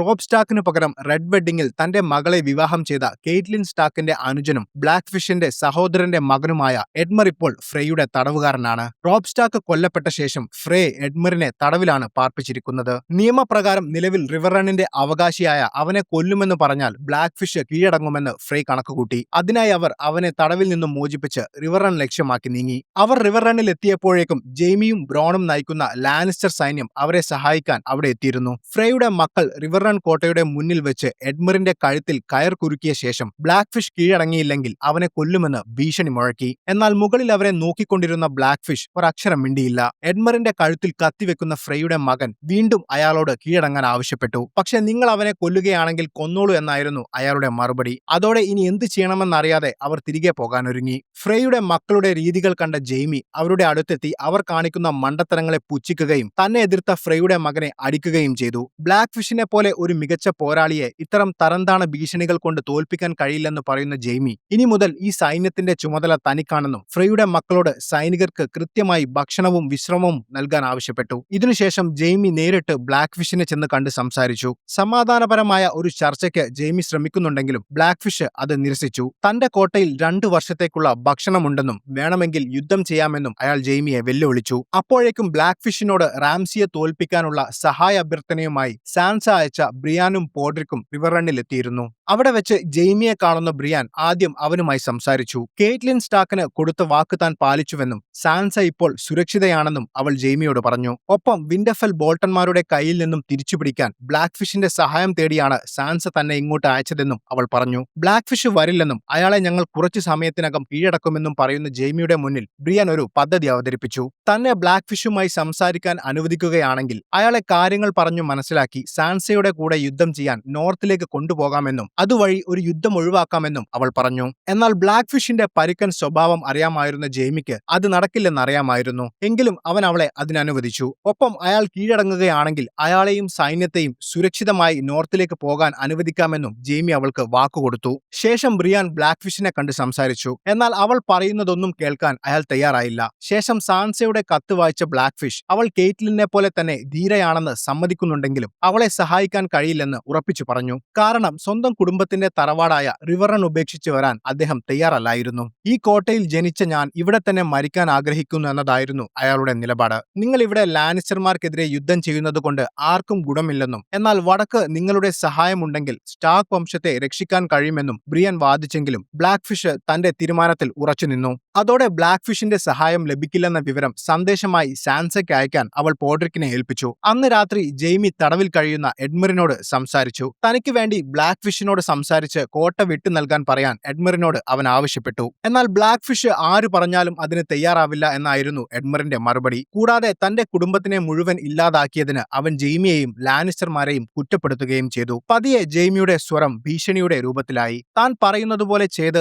തന്നെ ഈ യുദ്ധം ജയിക്കാൻ സഹായിച്ചില്ലെങ്കിൽ എഡ്മർ ഇതുവരെ കാണാത്ത അവന്റെ മകനെ അവന്റെ മുന്നിൽ വെച്ച് അറുത്തു കൊല്ലുമെന്ന് അവൻ പറഞ്ഞു. അത് വെറും ഒരു ഭീഷണിയല്ലെന്നും അയാൾ പറഞ്ഞത് അക്ഷരം പ്രതി ചെയ്യുമെന്നും എഡ്മറിന് നന്നായി അറിയാം. സ്വന്തം കുഞ്ഞിന്റെ ജീവൻ രക്ഷിക്കാൻ വേണ്ടി തന്റെ അമ്മാവനായ ബ്ലാക്ക് ഫിഷിനെ ഉറ്റിക്കൊടുത്ത് കോട്ട ശത്രുക്കൾക്ക് തുറന്നുകൊടുക്കാൻ എഡ്മർ തീരുമാനിച്ചു. ശേഷം എഡ്മർ റിവറൺ കോട്ടയുടെ മുന്നിലെത്തി. പാറാവുകാരോട് അവൻ ഗേറ്റ് തുറക്കാൻ ആവശ്യപ്പെട്ടു. എന്നാൽ അവിടെ എത്തിയ ബ്ലാക്ക് ഫിഷ് അവരോട് ഗേറ്റ് തുറക്കരുതെന്നും ഇതൊരു ട്രാപ്പ് ആണെന്നും പറഞ്ഞു. ബ്ലാക്ക് ഫിഷിന് എഡ്മറിനേക്കാൾ വലുത് തന്റെ കുടുംബ വീടിന്റെ സുരക്ഷയായിരുന്നു. എഡ്മറിന് ഗേറ്റ് തുറന്നു കൊടുത്താൽ അതുവഴി ലാനിസ്റ്റർ സൈന്യം അകത്ത് കയറി എല്ലാവരെയും കശാപ്പ് ചെയ്യുമെന്ന് അയാൾക്കറിയാം. എന്നാൽ നിലവിൽ റിവറൺ കോട്ടയുടെ അധികാരം ഹോസ്റ്റർ ടള്ളിയുടെ ഏക മകനായ എഡ്മറിനാണ്. അതുകൊണ്ട് തന്നെ അവന്റെ വാക്കുകൾ അവഗണിക്കാൻ ഞങ്ങൾക്കാവില്ലെന്ന് സൈന്യം ബ്ലാക്ക് ഫിഷിനോട് പറഞ്ഞു. ഇത് ജെയ്മിയുടെ ട്രാപ്പ് ആണെന്ന് അവരെ പറഞ്ഞു മനസ്സിലാക്കാൻ ബ്ലാക്ക് ഫിഷ് വീണ്ടും ശ്രമിച്ചെങ്കിലും അവർ അത് കേൾക്കാൻ തയ്യാറായില്ല. അവർ ഗേറ്റ് തുറക്കാൻ തീരുമാനിച്ചു. അതോടെ തന്റെ എല്ലാ ശ്രമങ്ങളും വിഫലമായെന്ന് മനസ്സിലാക്കിയ ബ്ലാക്ക് ഫിഷ് അകത്തേക്ക് പോയി. അകത്തെത്തിയ എഡ്മർ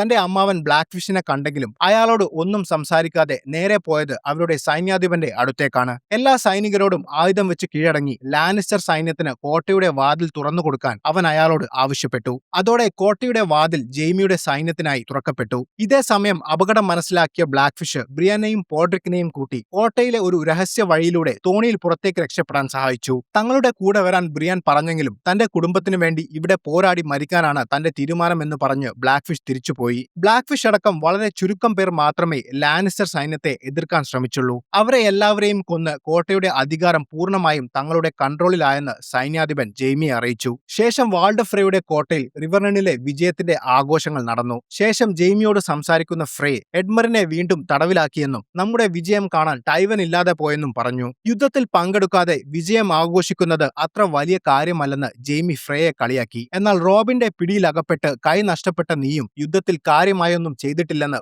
ഫ്രേ തിരിച്ചടിച്ചു. എന്നാൽ മുമ്പൊരിക്കൽ റിവർലാൻഡ് കീഴടക്കി തന്നിട്ടും അത് സൂക്ഷിക്കാൻ നിങ്ങൾക്ക് സാധിച്ചില്ലെന്നും ഓരോ തവണയും നിങ്ങൾ അത് നഷ്ടപ്പെടുത്തുമ്പോൾ ലാനിസ്റ്റേഴ്സ് വന്ന് രക്ഷിക്കണമെങ്കിൽ നിങ്ങളുടെ ആവശ്യം ഞങ്ങൾക്കില്ലെന്ന് പറഞ്ഞ ശേഷം ജെയ്മി അവിടെ നിന്നും പോകാൻ ഒരുങ്ങി. ജെയ്മി പോയ ശേഷം അത്താഴം കഴിക്കാനിരിക്കുന്ന വാൾഡർ ഫ്രേ ഭക്ഷണം വിളമ്പുന്ന ജോലിക്കാരിയോട് തന്റെ ആൺമക്കളായ ലൂതറും ബ്ലാക്ക് വാൾഡറും എവിടെയെന്ന് ചോദിച്ചു. അവർ ഇവിടെ തന്നെ ഉണ്ടെന്ന് പറഞ്ഞ ആ പെൺകുട്ടി അയാൾ കഴിച്ചുകൊണ്ടിരിക്കുന്ന ഭക്ഷണത്തിലേക്ക് വിരൽ ചൂണ്ടി. അതോടെ താൻ ഇത്രയും നേരം കഴിച്ച ആ ഇറച്ചി തന്റെ മക്കളുടേതാണെന്ന് മനസ്സിലാക്കിയ വാൾഡർ ഫ്രേ അവളുടെ മുഖത്തേക്ക് നോക്കിയതും തന്റെ മുഖംമൂടി മാറ്റുന്ന ആ പെൺകുട്ടി ആര്യയായിരുന്നു. ഒരാൾ മുഖം മാറ്റുന്നത് കണ്ട് സ്തംഭിച്ചു നിന്ന അയാളോട് തന്റെ പേര് ആര്യ സ്റ്റാർക്ക് എന്നാണെന്നും മരിക്കുന്നതിന് മുൻപ് നീ അവസാനമായി കാണാൻ പോകുന്നത് ഒരു സ്റ്റാർക്ക് പെൺകുട്ടി നിന്റെ മുഖത്ത് നോക്കി ചിരിക്കുന്നതായിരിക്കുമെന്നും പറഞ്ഞ ശേഷം തന്റെ കത്തി ഉപയോഗിച്ച് അയാളുടെ കഴുത്തറുത്തു. അയാൾ രക്തം വാർന്നു മരിക്കുന്നതും അയാൾ അനുഭവിക്കുന്ന വേദനയും അവൾ സംതൃപ്തിയോടെ നോക്കി നിന്നു. തന്റെ സഹോദരനെയും അമ്മയെയും കൊന്ന നീചനായ ഫ്രേയെ കൊന്ന ആര്യ തന്റെ കുടുംബം നശിപ്പിച്ചവരോടുള്ള പ്രതികാരം വീട്ടാനുള്ള യാത്ര ആരംഭിച്ചു. അതേസമയം കിങ്സ് ലാൻഡിംഗിൽ വിചാരണയുടെ ദിവസം വന്നെത്തി. മാർജറിയും അവളുടെ അച്ഛൻ മെയ്സ് ടൈറലും കെയ്വൻ ലാനിസ്റ്ററും അടക്കം കൊട്ടാരത്തിലെ പ്രമുഖർ എല്ലാവരും അവിടെ ഉണ്ടായിരുന്നു. ലോറസിന്റെ വിചാരണയായിരുന്നു ആദ്യം നടന്നത്. വിധി നിർണയിക്കുന്ന 7 പുരോഹിതന്മാരുടെ മുൻപിൽ അവനെ അവർ ഹാജരാക്കി. എന്നാൽ ഒരു വിചാരണയുടെ ആവശ്യമില്ലെന്നും തന്റെ മേൽ ആരോപിച്ച എല്ലാ കുറ്റങ്ങളും താൻ സമ്മതിക്കുന്നുവെന്നും പറയുന്ന ലോറസ് താൻ ചെയ്ത പാപങ്ങളെല്ലാം ഏറ്റുപറഞ്ഞ ശേഷം ഇനിയുള്ള കാലം തന്റെ എല്ലാ പദവികളും ലൗകികമായ ജീവിതവും ഒഴിവാക്കി ഫെയ്ത്ത് ഓഫ് ദ സെവൻ മതത്തിന്റെ പടയാളിയായി മരണം വരെ ജീവിക്കാമെന്നും ഹൈസ്പാരോയ്ക്ക് ഉറപ്പു നൽകി. ഇതോടെ അവന് മാപ്പ് നൽകിയ അവർ അവന്റെ നെറ്റിയിൽ അവരുടെ മതത്തിന്റെ അടയാളം കത്തികൊണ്ട് രേഖപ്പെടുത്തി. തന്റെ അനുജന്റെ അവസ്ഥ കണ്ട് രോഷാകുലയാവുന്ന മാർജറി കുറ്റങ്ങൾ ഏറ്റുപറഞ്ഞാൽ അവനെ വെറുതെ വിടുമെന്ന് നിങ്ങൾ ഉറപ്പു തന്നതല്ലേ എന്ന് ഹൈസ്പാരോയോട് ചോദിച്ചു. താൻ വാക്കു പാലിക്കുമെന്നും സെഴ്സിയുടെ വിചാരണയ്ക്ക് ശേഷം ലോറസിന് തിരികെ പോകാമെന്നും അയാൾ പറഞ്ഞു. അതേസമയം കൊട്ടാരത്തിൽ വിചാരണയ്ക്ക് പോകാൻ ഒരുങ്ങിയ ടോമനെ തടഞ്ഞ മൗണ്ടൻ അവനെ പുറത്തേക്ക് പോകാൻ അനുവദിച്ചില്ല. തന്റെ വിചാരണയ്ക്ക് പോകാതെ സെഴ്സിയും കൊട്ടാരത്തിൽ തന്നെയായിരുന്നു. സെഴ്സി വിചാരണയ്ക്ക് എത്തിയിട്ടില്ലെന്ന് മനസ്സിലാക്കിയ മാർജറി അപകടം മണത്തു. ഇക്കാര്യം അവൾ ഹൈസ്പാരോയോട് പറഞ്ഞപ്പോൾ കൊട്ടാരത്തിൽ പോയി സെഴ്സിയെ പിടിച്ചുകൊണ്ടുവരാൻ അയാൾ ലാൻസലിനെ അയച്ചു. പുറത്തേക്കിറങ്ങിയ ലാൻസൽ ഒരു ചെറിയ കുട്ടി സെപ്റ്റിന്റെ വാതിലിന് മുന്നിൽ നിൽക്കുന്നത് കണ്ടു. ലാൻസലിനെ കണ്ടതും പുറത്തേക്ക് ഓടാൻ തുടങ്ങിയ അവൻ ലാൻസലിനെ തിരിഞ്ഞു നോക്കുന്നുണ്ടായിരുന്നു. സംശയം തോന്നിയ ലാൻസൽ കൂടെയുള്ള പടയാളികളെ സെഴ്സിയെ പിടിക്കാൻ അയച്ച ശേഷം ആ കുട്ടിയുടെ പിന്നാലെ പോയി. അതേസമയം ഗ്രാൻഡ് മേസ്റ്റർ പൈസലിനെ രാജാവ് ടോമൻ വിളിക്കുന്നുണ്ടെന്ന് പറഞ്ഞ് സെഴ്സിയുടെ വിശ്വസ്തനായ മേസ്റ്റർ കൈബൺ അയാളെ മുറിയിലേക്ക് എത്തിച്ചു. എനിക്ക് നിങ്ങളോട് വ്യക്തിപരമായ വിരോധമൊന്നുമില്ലെന്നും പക്ഷേ പുതിയൊരു യുഗം തുടങ്ങാൻ പഴയത് മാറണമെന്നും പറയുന്ന കൈബൺ സെഴ്സിയുടെ ആജ്ഞപ്രകാരം തന്റെ ചാരന്മാരായ കുട്ടികളെ കൊണ്ട് പൈസലിനെ കൊന്നുകളഞ്ഞു. നിഷ്കളങ്കരായ ആ കുട്ടികൾ മേസ്റ്റർ പൈസലിനെ കുത്തിക്കീറുന്നത് കൈബൺ നിർവികാരനായി നോക്കി നിന്നു. അപ്പോഴേക്കും ആ പയ്യന്റെ പിന്നാലെ പോയ ലാൻസൽ വിചാരണ നടക്കുന്ന ദേവാലയമായ സെപ്റ്റിന്റെ അടിയിൽ ഇരുട്ട് നിറഞ്ഞ അറകളിലെത്തി. അവിടെ ഒളിച്ചിരുന്ന ആ പയ്യൻ ഒരു കത്തി ഉപയോഗിച്ച് ലാൻസലിനെ കുത്തിവീഴ്ത്തി. എന്താണ് നടക്കുന്നതെന്ന് മനസ്സിലാകാതെ പകച്ചു നിന്ന ലാൻസൽ ഒരുവിധം അവിടെ നിന്നും ഇഴഞ്ഞു മുന്നോട്ട് നീങ്ങിയപ്പോൾ വൈൽഡ് ഫയർ എന്ന മാരക രാസായുധം നിറച്ചുവെച്ച ആയിരക്കണക്കിന് ബാരലുകൾ അവിടെ നിരത്തിവെച്ചിരിക്കുന്നതാണ് കണ്ടത്. വീണ്ടും മുന്നോട്ട് നീങ്ങിയപ്പോൾ കുറച്ച് ബാരലുകൾ അവിടെ പൊട്ടി ഒഴുകുന്നതായി അവൻ കണ്ടു.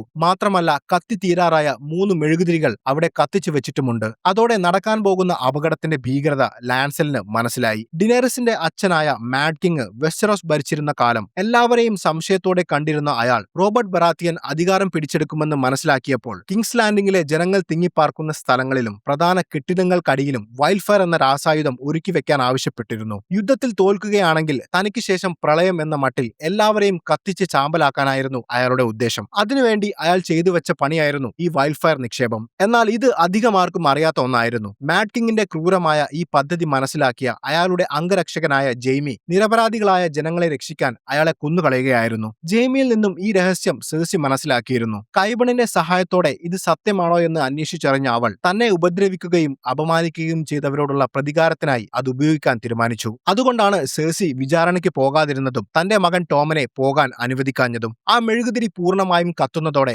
അതിലെ തീ വൈൽഡ് ഫയറിലേക്ക് പടരുമെന്നും നിമിഷങ്ങൾക്കുള്ളിൽ വിചാരണ നടക്കുന്ന സെപ്റ്റും അതിനു ചുറ്റുമുള്ള സ്ഥലങ്ങളും കത്തിച്ചാമ്പലാകുമെന്നും മനസ്സിലാക്കിയ ലാൻസൽ തന്റെ സർവ്വശക്തിയുമെടുത്ത് അതിനടുത്തേക്കെത്തി അത് കെടുത്താൻ ശ്രമിച്ചു. അതേസമയം സെപ്റ്റിലുണ്ടായിരുന്ന മാർജറി ടോമനും സെഴ്സിയും ഇത്ര നേരമായിട്ടും ഇവിടെ എത്തിയില്ലെങ്കിൽ അതിലെന്തോ ചതിയുണ്ടെന്നും എല്ലാവരും എത്രയും പെട്ടെന്ന് സെപ്റ്റ് വിടണമെന്നും ഹൈസ്പാരോയോട് പറഞ്ഞു. എന്നാൽ ഒരു പ്രശ്നവുമില്ലെന്നും അവർ ഇപ്പോൾ എത്തുമെന്നുമായിരുന്നു അയാളുടെ മറുപടി. പക്ഷെ അയാളുടെ വാക്കുകൾ വിശ്വസിക്കാൻ തയ്യാറാകാത്ത മാർജറി അവിടെ കൂടിയിരുന്ന എല്ലാവരോടും എത്രയും പെട്ടെന്ന് സെപ്റ്റ് വിടണമെന്ന് പറഞ്ഞതോടെ ആളുകൾ പരിഭ്രാന്തരായി പുറത്തേക്കോടാൻ തുടങ്ങി. പക്ഷെ ഹൈസ്പാരോയുടെ പടയാളികൾ അവരെ തടഞ്ഞു. അപ്പോഴേക്കും താഴെയുണ്ടായിരുന്ന ലാൻസൽ ഒരുവിധം ആ തീയുടെ അടുത്തെത്തിയെങ്കിലും അവനത് കെടുത്താനായില്ല. കത്തിത്തീർന്ന ഒരു മെഴുകുതിരിയിൽ നിന്ന് തീ പടർന്നതോടെ മിന്നൽ വേഗത്തിൽ വൈൽഡ് ഫയർ അവിടെയെല്ലാം പരന്നു. വൈൽഡ് ഫയറിന്റെ ആയിരക്കണക്കിന് ബാരലുകൾ ഒരുമിച്ച് പൊട്ടിത്തെറിച്ചപ്പോൾ അതിന്റെ തീക്ഷ്ണമായ ജ്വാലയിൽപ്പെട്ട് ലാൻസൽ അലിഞ്ഞില്ലാതായി. അടുത്ത നിമിഷം ആ വലിയ കെട്ടിടവും അതിനോടടുത്ത പ്രദേശങ്ങളും നിമിഷ നേരം കൊണ്ട് കത്തിച്ചാമ്പലായി. ദൂരെ കൊട്ടാരത്തിന്റെ മട്ടുപ്പാവിലിരുന്ന് ഇതെല്ലാം കാണുന്ന സെഴ്സിയുടെ മുഖത്ത് പ്രതികാരത്തിന്റെ ചിരി വിടർന്നു. ഒരൊറ്റ ദിവസം കൊണ്ട് തന്റെ ശത്രുക്കളെ എല്ലാവരെയും അവൾ ഇല്ലാതാക്കി. മാർജറി, ലോറസ്, അവരുടെ അച്ഛൻ maze Tyrrell, hand of the king ആയ കെയ്വൻ ലാനിസ്റ്റർ, കൂടാതെ ഹൈസ്പാരോയും അയാളുടെ മുഴുവൻ പടയാളികളും ആ സ്ഫോടനത്തിൽ മരിച്ചു. കൂടാതെ ഹൈസ്പാരോയുടെ തടവിൽ കഴിയുമ്പോൾ തന്നെ ഒരുപാട് ദ്രോഹിച്ച യുനെല്ലയെ സെഴ്സി ബന്ദിയാക്കിയിരുന്നു. തന്നെ ദ്രോഹിച്ച കഥകൾ പറഞ്ഞുകൊണ്ട് അവളെ ഉപദ്രവിക്കുന്ന സെഴ്സി അവളെ കൂടുതൽ വേദനിപ്പിക്കാനായി മൗണ്ടനെ ഏൽപ്പിച്ചു. തന്റെ മുറിയിലെ ജനലിലൂടെ ഇതെല്ലാം ടോമനും കാണുന്നുണ്ടായിരുന്നു. താൻ ഏറെ സ്നേഹിച്ച തന്റെ ഭാര്യ മാർജറി ഇല്ലാതായെന്ന സത്യം മനസ്സിലാക്കിയ അവന് അത് സഹിക്കാൻ കഴിഞ്ഞില്ല. അതോടെ തന്റെ കിരീടം ഊരിവെച്ച ശേഷം ആ മട്ടുപ്പാവിൽ നിന്നും താഴേക്ക് ചാടി അവൻ ആത്മഹത്യ ചെയ്തു. അവന്റെ മരണം പക്ഷേ സെഴ്സിയെ വേദനിപ്പിച്ചില്ല. മാർജറിയോടുള്ള അവന്റെ സ്നേഹം അറിയാമായിരുന്ന അവൻ എന്തെങ്കിലും കടുങ്കൈ ചെയ്യുമെന്ന് പ്രതീക്ഷിച്ചിരുന്നു. തന്റെ മകന്റെ ഛിന്ന ഭിന്നമായ ശരീരത്തിന് മുന്നിൽ വികാര വികാരങ്ങളില്ലാതെ നിന്ന അവൾ കൈബണിനോട് അവനെ ദഹിപ്പിക്കാൻ പറഞ്ഞ ശേഷം തിരിച്ചുപോയി. അടുത്ത ദിവസം കൊട്ടാരത്തിൽ ഒത്തുകൂടിയ കിങ്സ് ലാൻഡിംഗിലെ ജനങ്ങൾക്ക് മുന്നിലൂടെ സെർസി വെസ്റ്ററോസിന്റെ സിംഹാസനത്തിലേക്ക് നടന്നു. സ്വർണ്ണ നിറത്തിലുള്ള വസ്ത്രങ്ങൾക്ക് പകരം കറുത്ത വസ്ത്രം ധരിച്ച് യുദ്ധത്തിന് തയ്യാറെടുക്കുന്ന ഒരു യോദ്ധാവിനെ പോലെയാണ് അവൾ വന്നത്. സെപ്റ്റിലെ സ്ഫോടനത്തിൽ ഹൈസ്പാരോ, ടൈറൽ കുടുംബം, കെയ്വൻ ലാനിസ്റ്റർ എന്നിവർ കൊല്ലപ്പെട്ടതോടെ അവളെ എതിർക്കാൻ കെൽപ്പുള്ള ആരും കിങ്സ് ലാൻഡിംഗിൽ അവശേഷിച്ചിരുന്നില്ല. അവളുടെ മകൻ ടോമൻ ആത്മഹത്യ ചെയ്തതോടെ ബറാത്തിയൻ വംശത്തിലെ അനന്തരാവകാശികളും ഇല്ലാതായി. മക്കളുടെ മരണം സെർസിയെ മാനസികമായി തളർത്തിയെങ്കിലും അവളുടെ മനസ്സിൽ അവശേഷിച്ച ഏക ലക്ഷ്യം അധികാരം മാത്രമായിരുന്നു. മെയ്സർ കെയ്വൺ അവളെ വെസ്റ്ററോസിന്റെ രാജ്ഞിയായി കിരീടമണിയിച്ചു. അപ്പോഴേക്കും റിവറണ്ണിൽ നിന്നും തിരിച്ചെത്തിയ ജെയ്മി ഭയത്തോടെയാണ് സിംഹാസനത്തിലിരിക്കുന്ന അവളെ നോക്കുന്നത്. താൻ തടയാൻ ശ്രമിച്ച വൈൽഡ്ഫയർ എന്ന ദുരന്തം സ്വന്തം സഹോദരി തന്നെ നടപ്പിലാക്കിയത് ജെയ്മിക്ക് ഉൾക്കൊള്ളാനായില്ല.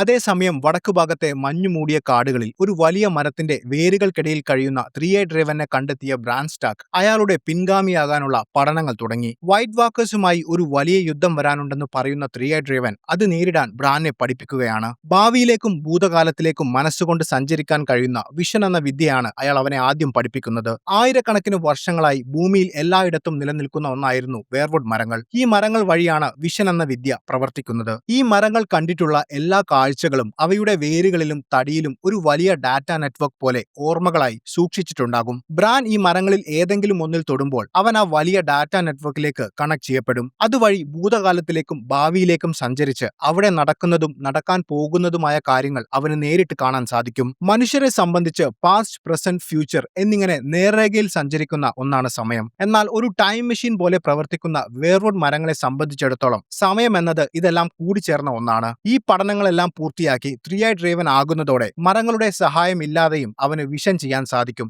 ആദ്യമായി വിഷൻ ചെയ്യുന്ന ബ്രാനിനെ ഭൂതകാലത്തിലേക്കാണ് അയാൾ കൊണ്ടുപോകുന്നത്. അവന്റെ അച്ഛൻ നെഡ് സ്റ്റാർക്കും അമ്മാവൻ ബെഞ്ചനുമൊക്കെ കൊച്ചു കുട്ടികളായിരുന്ന വിൻഡർഫെല്ലിലേക്കാണ് അവർ പോയത്. അവിടുത്തെ മട്ടുപ്പാവിൽ നിന്ന് കാഴ്ചകൾ കാണുന്ന അവരെ അവിടെയുള്ളവർക്ക് കാണാൻ സാധിക്കില്ലെങ്കിലും അവർക്ക് എല്ലാവരെയും കാണാനും അവർ പറയുന്നത് കേൾക്കാനും സാധിക്കും. അവന്റെ അച്ഛൻ നെഡും അനിയൻ ബെഞ്ചനും ചേർന്ന് വിൻഡർഫെല്ലിന്റെ മുറ്റത്ത് വാൾപ്പയറ്റ് പരിശീലിക്കുകയാണ്. താൻ കണ്ട ഗൗരവക്കാരനായ തന്റെ അച്ഛൻ നെഡ് സ്റ്റാർക്കിനെ ഒരു ചെറിയ കുട്ടിയായി കാണുന്നത് ബ്രാനിന് പുതിയൊരു അനുഭവമായിരുന്നു. അടുത്ത നിമിഷം അവരുടെ സഹോദരിയായ ലിയാന സ്റ്റാർക്ക് അങ്ങോട്ട് വന്നു. ബ്രാൻ ജനിക്കുന്നതിനു മുൻപേ മരിച്ചുപോയ വളരെ ധൈര്യശാലിയും അഭ്യാസിയുമായിരുന്നെന്ന് എല്ലാവരും പുകഴ്ത്തിയിരുന്ന ലിയാനയെ അവൻ ആദ്യമായി നേരിൽ കണ്ടു. അവരുടെ ഇടയിലേക്ക് നടന്ന ബ്രാൻ അവരുടെ സംസാരം ശ്രദ്ധിച്ചു. നെഡ് സ്റ്റാർക്ക് ഉടൻ വെയിൽസിലേക്ക് പോകുമെന്നും പിന്നെ നീ ആരുടെ കൂടെ വാൾപ്പയറ്റ് പരിശീലിക്കുമെന്നും ലിയാന ബെഞ്ചനോട് ചോദിച്ചു. ശേഷം അവിടെ ഉണ്ടായിരുന്ന വിൻഡർഫെല്ലിലെ കുതിരക്കാരന്റെ മകനായ വില്ലിസിനെ അവൾ വിളിച്ചു. തടിച്ച ശരീരമുള്ള ആ പയ്യനെ കണ്ട ബ്രാന് ഒറ്റ നോട്ടത്തിൽ തന്നെ അത് ഹോഡോർ ആണെന്ന് മനസ്സിലായി. എന്നാൽ ഇപ്പോഴവന്റെ കൂടെയുള്ള ഹോഡോർ എന്ന വാക്ക് മാത്രം ഉച്ചരിക്കാൻ അറിയാവുന്ന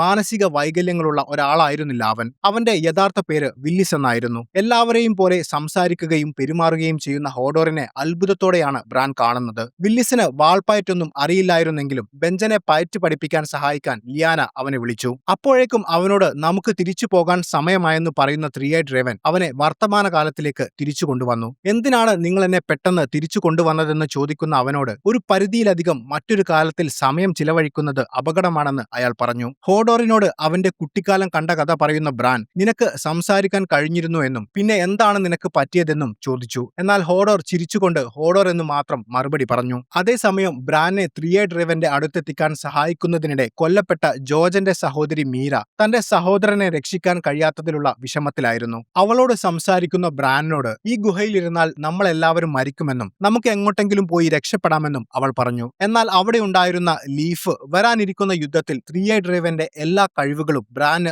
ആവശ്യമാണെന്നും നാളെ പഠനം പൂർത്തിയാക്കി പുറത്തേക്ക് പോകുമ്പോൾ അവനെ സംരക്ഷിക്കാൻ നിനക്കേ കഴിയൂ എന്നും അവളോട് പറഞ്ഞു. അടുത്ത ദിവസം ഭൂതകാലത്തിലേക്ക് സഞ്ചരിക്കുന്ന ബ്രാൻ ഇത്തവണ പോകുന്നത് ഡോണിലെ വിജനമായ സ്ഥലത്ത് ഒറ്റപ്പെട്ടു നിൽക്കുന്ന ഒരു ടവറിന്റെ അടുത്തേക്കാണ്. മാഡ് കിങ്ങിന്റെ മകൻ റെയ്ഗാർ ടാർഗേറിയൻ തന്റെ സഹോദരി ലിയാനയെ തട്ടിക്കൊണ്ടുപോയ വിവരമറിഞ്ഞ നെഡ് ട്രൈഡൻ നദിക്കരയിലെ യുദ്ധത്തിൽ റെയ്ഗാറും മാഡ് കിങ്ങും കൊല്ലപ്പെട്ട ശേഷം ലിയാനയെ റെയ്ഗാർ പാർപ്പിച്ചിരിക്കുന്നത് ഡോണിലെ ഈ ടവറിലാണെന്ന് മനസ്സിലാക്കി തന്റെ 5 പടയാളികൾക്കൊപ്പം അവിടെ എത്തി. പക്ഷെ റെയ്ഗാർ അവിടെ കരുത്തരായ 2 പേരെ കാവൽ നിർത്തിയിരുന്നു. അതിലൊരാൾ അക്കാലത്ത് വെസ്റ്ററോസിലെ ഏറ്റവും മികച്ച പോരാളിയായിരുന്ന ആർത്തർ ഡെയ്ൻ ആയിരുന്നു. നെഡും സംഘവും അവരോട് ധീരമായി പോരാടിയെങ്കിലും ആർത്തറിന്റെ മെയ്വഴക്കത്തിനു മുന്നിൽ അവർക്ക് പിടിച്ചു നിൽക്കാനായില്ല. നെഡ് ഒഴികെയുള്ള എല്ലാവരെയും അയാൾ അരിഞ്ഞു വീഴ്ത്തി. അവസാനം ആർത്തറുമായി നേർക്കുനേർ പോരാടിയ നെഡിനും അയാളുടെ മുന്നിൽ പിടിച്ചു നിൽക്കാനായില്ല. അയാൾ നെഡിനെ കൊല്ലുമെന്ന ഘട്ടം എത്തിയപ്പോൾ വീണുകിടന്ന നെഡിന്റെ സൈനികരിൽ ഒരാൾ ആർത്തറിനെ പിന്നിൽ നിന്നും കുത്തിവീഴ്ത്തി. കഴുത്തിൽ കുത്തേറ്റ് വീണ ആർത്തറിനെ നെഡ് തലയറുത്ത് കൊന്നുകളഞ്ഞു. ഇതെല്ലാം കണ്ടുനിന്ന ബ്രാന് അവൻ കേട്ടു വളർന്ന പല പല കഥകളും കെട്ടിച്ചമച്ചതാണെന്ന് മനസ്സിലായി. കാരണം വെസ്റ്ററോസിലെ ഏറ്റവും മികച്ച പോരാളിയായിരുന്ന ആർത്തറിനെ നെഡ് സ്റ്റാർക്ക് തോൽപ്പിച്ചു എന്ന വീരകഥകളാണ് നാട്ടിൽ പറഞ്ഞത്. എന്നാൽ അയാളെ അവർ ചതിച്ചു കൊല്ലുകയായിരുന്നു എന്ന സത്യം അവൻ നേരിൽ കണ്ടു മനസ്സിലാക്കി. ടവറിന്റെ മുകളിൽ നിന്നും ലിയാനയുടെ കരച്ചിൽ കേട്ട നെഡ് സ്റ്റാർക്ക് മുകളിലേക്ക് കയറാൻ തുടങ്ങിയപ്പോഴേക്കും നമുക്ക് പോകാൻ സമയമായെന്ന് 3-Eyed Raven ബ്രാനോട് പറഞ്ഞു. എന്നാൽ ടവറിന് മുകളിൽ എന്താണെന്ന് തനിക്കറിയണമെന്ന് പറയുന്ന ബ്രാൻ നെഡിന്റെ പിന്നാലെ ഓടി. എന്നാൽ ബ്രാനെ തടഞ്ഞ 3-Eyed Raven അവനെ വീണ്ടും ആ ഗുഹയ്ക്കുള്ളിൽ തിരിച്ചെത്തിച്ചു. തനിക്ക് തിരിച്ചുപോയി അവിടെ എന്താണ് നടക്കുന്നതെന്ന് അറിയണമെന്ന് അവൻ 3-Eyed Ravenനോട് തർക്കിച്ചു. ഒരു പരിധിയിൽ കൂടുതൽ സമയം മറ്റൊരു കാലത്തിൽ ചിലവഴിച്ചാൽ അപകടമാണെന്ന് വീണ്ടും അയാൾ അവനെ ഓർമ്മിപ്പിച്ചു. എന്നാൽ ആ ഗുഹയിലെ ജീവിതം തനിക്ക് മടുത്തുവെന്നും വർത്തമാനത്തിൽ ഒരു വികലാംഗനായി ജീവിക്കുന്നതിലും നല്ലത് ഭൂതകാലത്തിലെ കാഴ്ചകൾ കണ്ട് നടക്കുന്നതാണെന്നും അവൻ അയാളോട് പറഞ്ഞു. എന്നെപ്പോലെ ആയിരക്കണക്കിന് വർഷം നീ ഇവിടെ ഇരിക്കേണ്ടി വരില്ലെന്നും പഠനം പൂർത്തിയാകുന്നതോടെ നിനക്ക് പോകാമെന്നും അയാൾ അവനോട് പറഞ്ഞു. അടുത്ത തവണ ബ്രാൻ പോകുന്നത് ഒരുപാട് കാലം പിന്നോട്ടാണ്. വടക്ക് ഭാഗത്ത് ചിൽഡ്രൻ ഓഫ് ദി ഫോറസ്റ്റ് എന്ന വർഗം മാത്രം താമസിക്കുന്ന കാലം. തെക്ക് നിന്നും വന്ന മനുഷ്യരുടെ നിരന്തരമായ വേട്ടയാടൽ കാരണം അവർ ബുദ്ധിമുട്ടുന്ന കാലമായിരുന്നു അത്.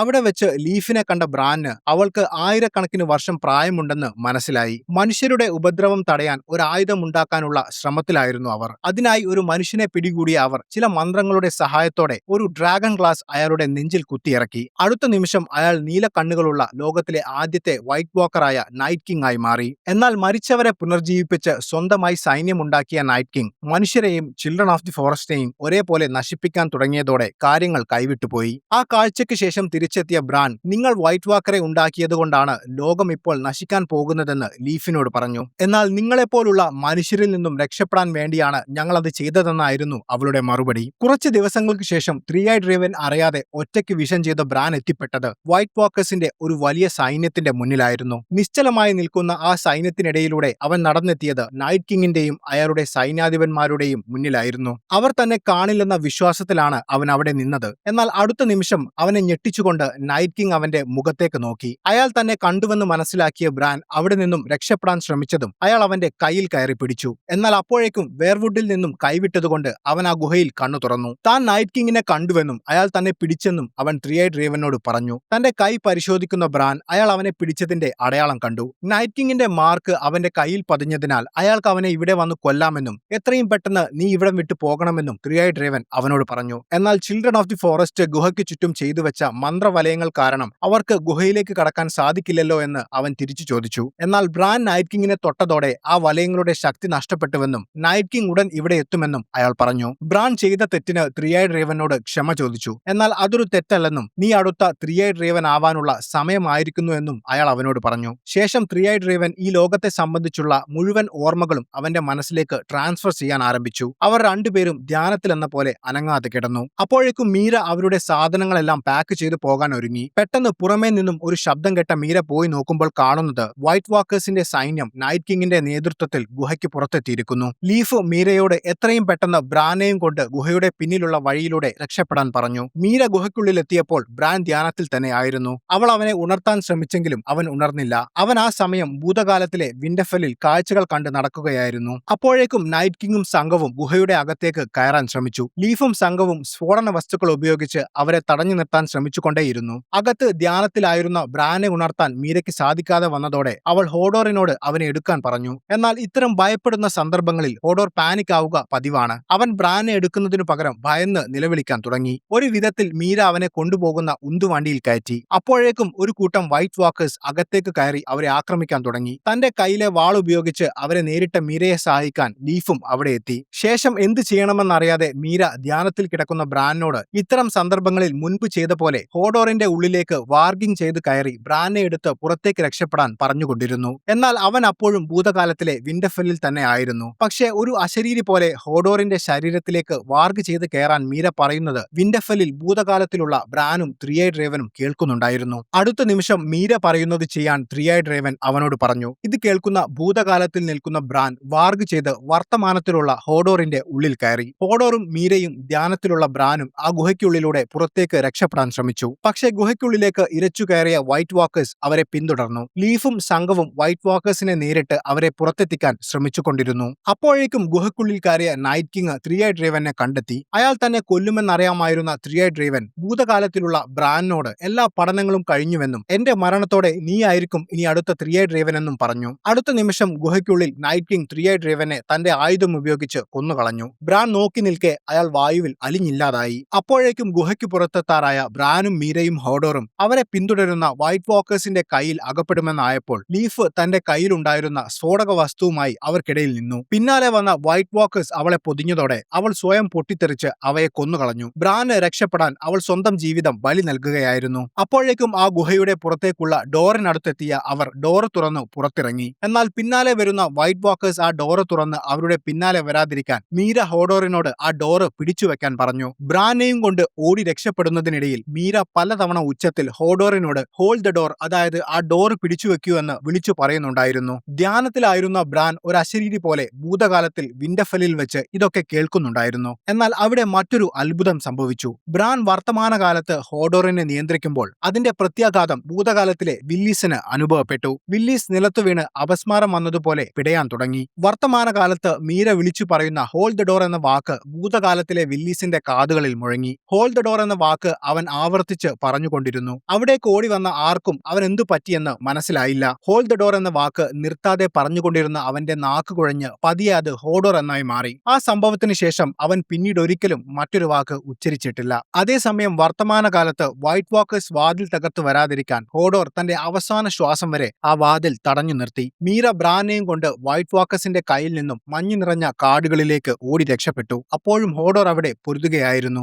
ഒടുവിൽ അവരുടെ ആക്രമണത്തിൽ ഹോഡോർ അവിടെ മരിച്ചു വീണു. യഥാർത്ഥത്തിൽ വില്ലീസ് എന്ന പയ്യൻ ഹോഡോറായി തന്റെ ജീവിതം മുഴുവൻ ഭാവിയിൽ ബ്രാൻ സ്റ്റാക്കിനെ ഈ അപകടത്തിൽ നിന്നും സംരക്ഷിക്കാൻ വേണ്ടി മാറ്റിവെച്ചതായിരുന്നു. ഇതോടെ ബ്രാൻ ഔദ്യോഗികമായി പുതിയ 3i ഡ്രൈവനായി മാറി. എന്നാൽ കാടിനുള്ളിലേക്ക് രക്ഷപ്പെട്ട ബ്രാനെയും മീരയെയും വൈറ്റ് വാക്കേഴ്സ് തിരഞ്ഞു കണ്ടുപിടിച്ചു. ഒരുപാട് നേരം ഭക്ഷണവും വെള്ളവും ഇല്ലാതെ ഓടി അവർ അവിടെ തളർന്നു വീണു. അതോടെ വൈറ്റ് വാക്കേഴ്സ് അവരെ കൊല്ലുമെന്ന് ബ്രാനും മീരയും ഉറപ്പിച്ചു. എന്നാൽ അടുത്ത നിമിഷം ഒരു കറുത്ത കുതിരയുടെ പുറത്ത് ഒരു മനുഷ്യൻ അവിടെ പ്രത്യക്ഷപ്പെട്ടു. അയാൾ തീയും ആയുധങ്ങളും ഉപയോഗിച്ച് വൈറ്റ് വാക്കേഴ്സിനെ നേരിട്ട് ബ്രാനെയും മീരയെയും അവിടെ നിന്നും രക്ഷിച്ചു. അയാളോടൊപ്പം വിജനമായ ഒരു സ്ഥലത്തെത്തിയ അവർക്ക് അയാൾ ഭക്ഷണവും വെള്ളവും കൊടുത്തു. ശേഷം നിങ്ങൾ ആരാണ്, എന്തിനാണ് ഞങ്ങളെ രക്ഷിച്ചതെന്ന് മീര അയാളോട് ചോദിച്ചു. തന്നെ 3i ഡ്രൈവൻ അയച്ചതാണെന്നായിരുന്നു അയാളുടെ മറുപടി. ഗുഹയിൽ വെച്ച് 3i ഡ്രൈവൻ മരിക്കുന്നതിനു മുൻപ് അയാൾക്ക് ഒരു സന്ദേശം നൽകിയിരുന്നു. പുതിയ 3i ഡ്രൈവനായ ബ്രാൻ അപകടത്തിലാണെന്നും അവനെ രക്ഷിക്കണമെന്നും അദ്ദേഹം ആവശ്യപ്പെട്ടു. ഭൂതകാലവും ഭാവി കാലവും കാണാൻ കഴിയുന്ന 3i ഡ്രൈവന് ബ്രാൻ എപ്പോൾ ഗുഹയിൽ നിന്ന് പുറത്തു വരുമെന്നും എവിടെ വെച്ച് അപകടത്തിൽപ്പെടുമെന്നും മുൻകൂട്ടി അറിയാമായിരുന്നു. ശേഷം ബ്രാനോട് സംസാരിക്കുന്ന അയാൾ നിന്നെ ഞാൻ കൊച്ചുകുട്ടിയായപ്പോൾ കണ്ടതാണെന്ന് പറഞ്ഞു. തനിക്കറിയാവുന്ന ആരോ ആണതെന്ന് മനസ്സിലാക്കിയ ബ്രാൻ നിങ്ങൾ ആരാണെന്ന് വീണ്ടും അയാളോട് ചോദിച്ചു. അടുത്ത നിമിഷം അയാൾ തന്റെ മുഖത്തെ തുണി മാറ്റി. അത് നെഡ് സ്റ്റാക്കിന്റെ അനുജനും കാസിൽ ബ്ലാക്കിൽ നിന്നും കാണാതായ ഫസ്റ്റ് റേഞ്ചർ ബെഞ്ചൻ സ്റ്റാക്ക് ആയിരുന്നു. തന്റെ അമ്മാവനെ കണ്ട ബ്രാൻ സന്തോഷിച്ചു. എന്നാൽ ജോൺ അവസാനമായി അയച്ച സന്ദേശത്തിൽ നിന്നും ബെഞ്ചനെ കാണാതായിട്ട് വർഷങ്ങളായെന്നറിയാമായിരുന്ന ബ്രാൻ നിങ്ങൾ ഇത്രയും കാലം എവിടെയായിരുന്നു എന്ന് അയാളോട് ചോദിച്ചു. അന്ന് വൈറ്റ് വാക്കേഴ്സിന്റെ സാന്നിധ്യം അറിയാൻ കാസിൽ ബ്ലാക്കിൽ നിന്നും മതിലിനപ്പുറത്തേക്ക് പോയ ബെഞ്ചനും സംഘവും വൈറ്റ് വാക്കേഴ്സിന്റെ കയ്യിലകപ്പെട്ടു. അവരുടെ ആക്രമണത്തിൽ അയാളുടെ സംഘത്തിലുള്ളവർ എല്ലാവരും മരിച്ചെങ്കിലും പരിക്കേറ്റ ബെഞ്ചനെ ചിൽഡ്രൻ ഓഫ് ദി ഫോറസ്റ്റ് രക്ഷിച്ചു. എന്നാൽ ബെഞ്ചന്റെ ആരോഗ്യസ്ഥിതി വളരെ മോശമായിരുന്നു. അയാൾ മരിക്കുമെന്നായപ്പോൾ ചിൽഡ്രൻ ഓഫ് ദി ഫോറസ്റ്റ് പണ്ട് നൈറ്റ് കിങ്ങിനെ ഉണ്ടാക്കാൻ ഉപയോഗിച്ച അതേ മാന്ത്രിക വിദ്യ ഉപയോഗിച്ച് ബെഞ്ചന്റെ ഹൃദയത്തിൽ ഒരു ഡ്രാഗൺ ഗ്ലാസ് കുത്തിയിറക്കി. അതോടെ ബെഞ്ചൻ മരണത്തിൽ നിന്നും രക്ഷപ്പെട്ടു. എന്നാൽ അതിനുശേഷം അയാൾ ഒരു സാധാരണ മനുഷ്യനോ വൈറ്റ് വാക്കറോ അല്ല, രണ്ടിന്റെയും ഇടയിലുള്ള ഒരു ജീവിയാണ് അയാൾ.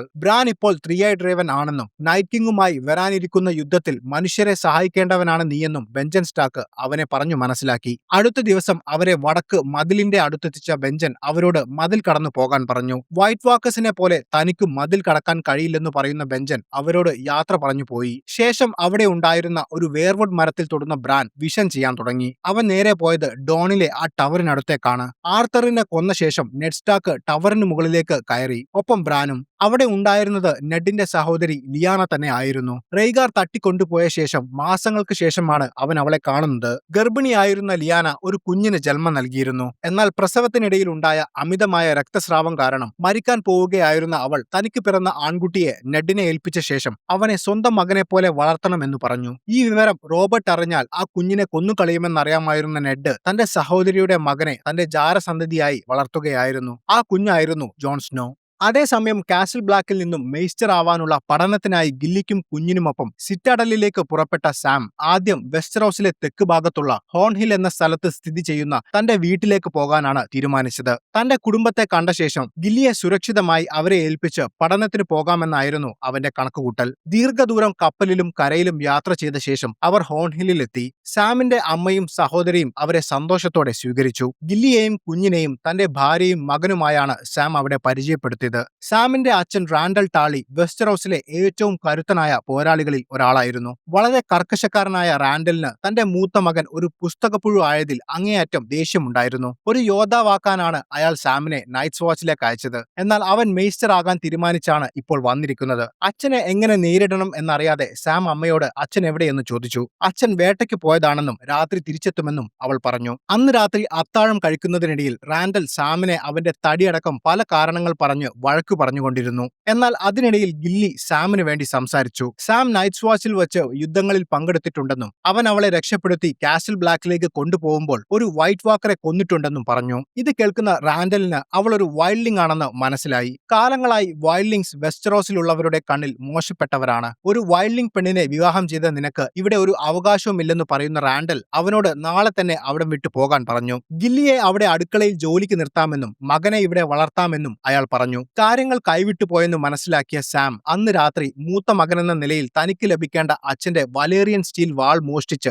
ഗില്ലിയെയും കുഞ്ഞിനെയും കൊണ്ട് അവിടെ നിന്നും സ്ഥലം വിട്ടു. ദിവസങ്ങൾ യാത്ര ചെയ്ത സാമും ഗില്ലിയും സിറ്റഡലിന്റെ അടുത്തെത്തി. വെസ്റ്ററോസിലെ പണ്ഡിതന്മാരായ മെയ്സ്റ്റർ എന്ന പദവി ലഭിക്കാൻ പഠിക്കേണ്ട യൂണിവേഴ്സിറ്റി എന്നൊക്കെ പറയുന്ന പോലെയുള്ള സ്ഥലമാണ് സിറ്റഡൽ. അവിടെ എത്തിയ സാം അവിടെ ഉണ്ടായിരുന്ന ഒരു മെയ്സ്റ്ററുമായി സംസാരിച്ചു. കാസിൽ ബ്ലാക്കിന്റെ ലോർഡ് കമാൻഡർ ജോൺ സ്നോ കൊടുത്തുവിട്ട കത്ത് കാണിച്ച് താൻ പുതിയ മെയ്സ്റ്റർ ആകാനുള്ള പഠനത്തിന് വന്നതാണെന്ന് പറഞ്ഞു. എന്നാൽ അവരുടെ അറിവ് പ്രകാരം ഇപ്പോഴും ജിയോർ മോർമോൺ തന്നെയാണ് കാസിൽ ബ്ലാക്കിലെ ലോർഡ് കമാൻഡർ എന്ന് പറയുന്ന അയാൾ. മെയ്സ്റ്റർ എയ്മൻ അവിടെയുള്ളപ്പോൾ എന്തിനാണ് പുതിയൊരു മെയ്സ്റ്റർ എന്നും ചോദിച്ചു. എന്നാൽ കാസിൽ ബ്ലാക്കിൽ ഈയിടെ ഉണ്ടായ യുദ്ധങ്ങളും മാറ്റങ്ങളും അവരെ അറിയിച്ച സാം എയ്മൻ മരിച്ച വിവരവും അവരോട് പറഞ്ഞു. എന്നാൽ തനിക്ക് സ്വയം ഒരു തീരുമാനമെടുക്കാൻ സാധിക്കില്ലെന്ന് പറയുന്ന അയാൾ സിറ്റഡലിലെ പ്രധാന മെയ്സ്റ്റർ അവിടെ ഇല്ലെന്നും അദ്ദേഹം വരുന്നവരെ സാമിന് അവിടെ താമസിക്കാനുള്ള സൗകര്യവും പഠിക്കാനായി സിറ്റഡൽ ലൈബ്രറി ഉപയോഗിക്കാനുള്ള അനുവാദവും നൽകി. ശേഷം തന്റെ ജീവിതത്തിലെ ഏറ്റവും വലിയ ആഗ്രഹമായിരുന്ന ലോകത്തിലെ ഏറ്റവും വലിയ ലൈബ്രറിയായ സിറ്റഡലിലെ ലൈബ്രറി സാമിന്റെ മുന്നിൽ തുറന്നു. ലോകത്തിന്റെ മുഴുവൻ ചരിത്രവും വർത്തമാനവും ഉൾക്കൊള്ളുന്ന കണ്ണെത്താ ദൂരത്തോളം പുസ്തകങ്ങളുള്ള മായാലോകം കണ്ട്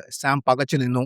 അതേസമയം ബ്രിയാനുമായുള്ള പോരാട്ടത്തിൽ ഗുരുതരമായി പരിക്കേറ്റ് മരണാസന്ന നിലയിൽ കഴിയുന്ന ഹൗണ്ടിനെ ആര്യ ഉപേക്ഷിച്ചു പോയ ശേഷം യാദൃശ്ചികമായി ആ വഴി വന്ന ബ്രദർ റേ എന്നൊരു പുരോഹിതനും സംഘവും ചേർന്ന് രക്ഷപ്പെടുത്തി. ഒരു കാലത്ത് സൈനികനായിരുന്ന റേ താൻ ചെയ്ത ക്രൂരതകളിൽ പശ്ചാത്തപിച്ച് ഒരു മതപുരോഹിതനായി മാറിയതാണ്. തന്റെ ജീവൻ രക്ഷിച്ച് അയാളുടെ സ്നേഹത്തിലും പരിചരണത്തിലും ആകൃഷ്ടനായ ഹൗണ്ട് യുദ്ധങ്ങളും അക്രമങ്ങളും ഉപേക്ഷിച്ച് അയാളോടൊപ്പമുള്ള പാവപ്പെട്ട കുറച്ചു മനുഷ്യർക്കൊപ്പം സമാധാനമായി ഒരു ഗ്രാമത്തിൽ ചെറിയൊരു ക്ഷേത്രം പണിയുകയായിരുന്നു. തന്റെ ഭൂതകാലത്തിലെ തെറ്റുകൾക്കെല്ലാം പ്രായശ്ചിത്തം ചെയ്യാനും ആ മനുഷ്യർക്കൊപ്പം സമാധാനമായി ജീവിക്കാനും ഹൗണ്ട് ആഗ്രഹിച്ചു. എന്നാൽ ആ സമാധാനം അധികനാൾ നീണ്ടു നിന്നില്ല. കുറച്ചു ദിവസങ്ങൾക്ക് ശേഷം ബ്രദർഹുഡ് വിത്തൌട്ട് ബാനേഴ്സ് എന്ന സംഘത്തിലെ ചിലർ അവിടെ എത്തി. റേയോട് സംസാരിക്കുന്ന അവർ ഈ കാട്ടിൽ മുഴുവൻ കള്ളന്മാരാണെന്നും സൂക്ഷിക്കണമെന്നും പറഞ്ഞ ശേഷം അവിടെ നിന്നും പോയി. അവരുടെ പെരുമാറ്റത്തിൽ സംശയം തോന്നിയ ഹൗണ്ട് അവർ അപകടകാരികളാണെന്ന് റേയ്ക്ക് മുന്നറിയിപ്പ് കൊടുത്തു. ഒരു ദിവസം കാട്ടിൽ മരം വെട്ടാൻ പോയ ഹൗണ്ട് ദൂരെയുള്ള റേയുടെയും സംഘത്തിന്റെയും നിലവിളികൾ കേട്ട് ചെന്നു നോക്കുമ്പോൾ കണ്ടത് നെഞ്ചു തകർക്കുന്നൊരു കാഴ്ചയായിരുന്നു. അവിടെ ഉണ്ടായിരുന്ന സകല മനുഷ്യരെയും മൃഗീയമായി കൊന്നൊടുക്കിയ ആ സംഘം ആ പുരോഹിതനെ അവർ പണിതുയർത്തിയ ആ ചെറിയ ക്ഷേത്രത്തിന്റെ മേൽക്കൂരയിൽ തൂക്കിലേറ്റിയിരിക്കുന്നു.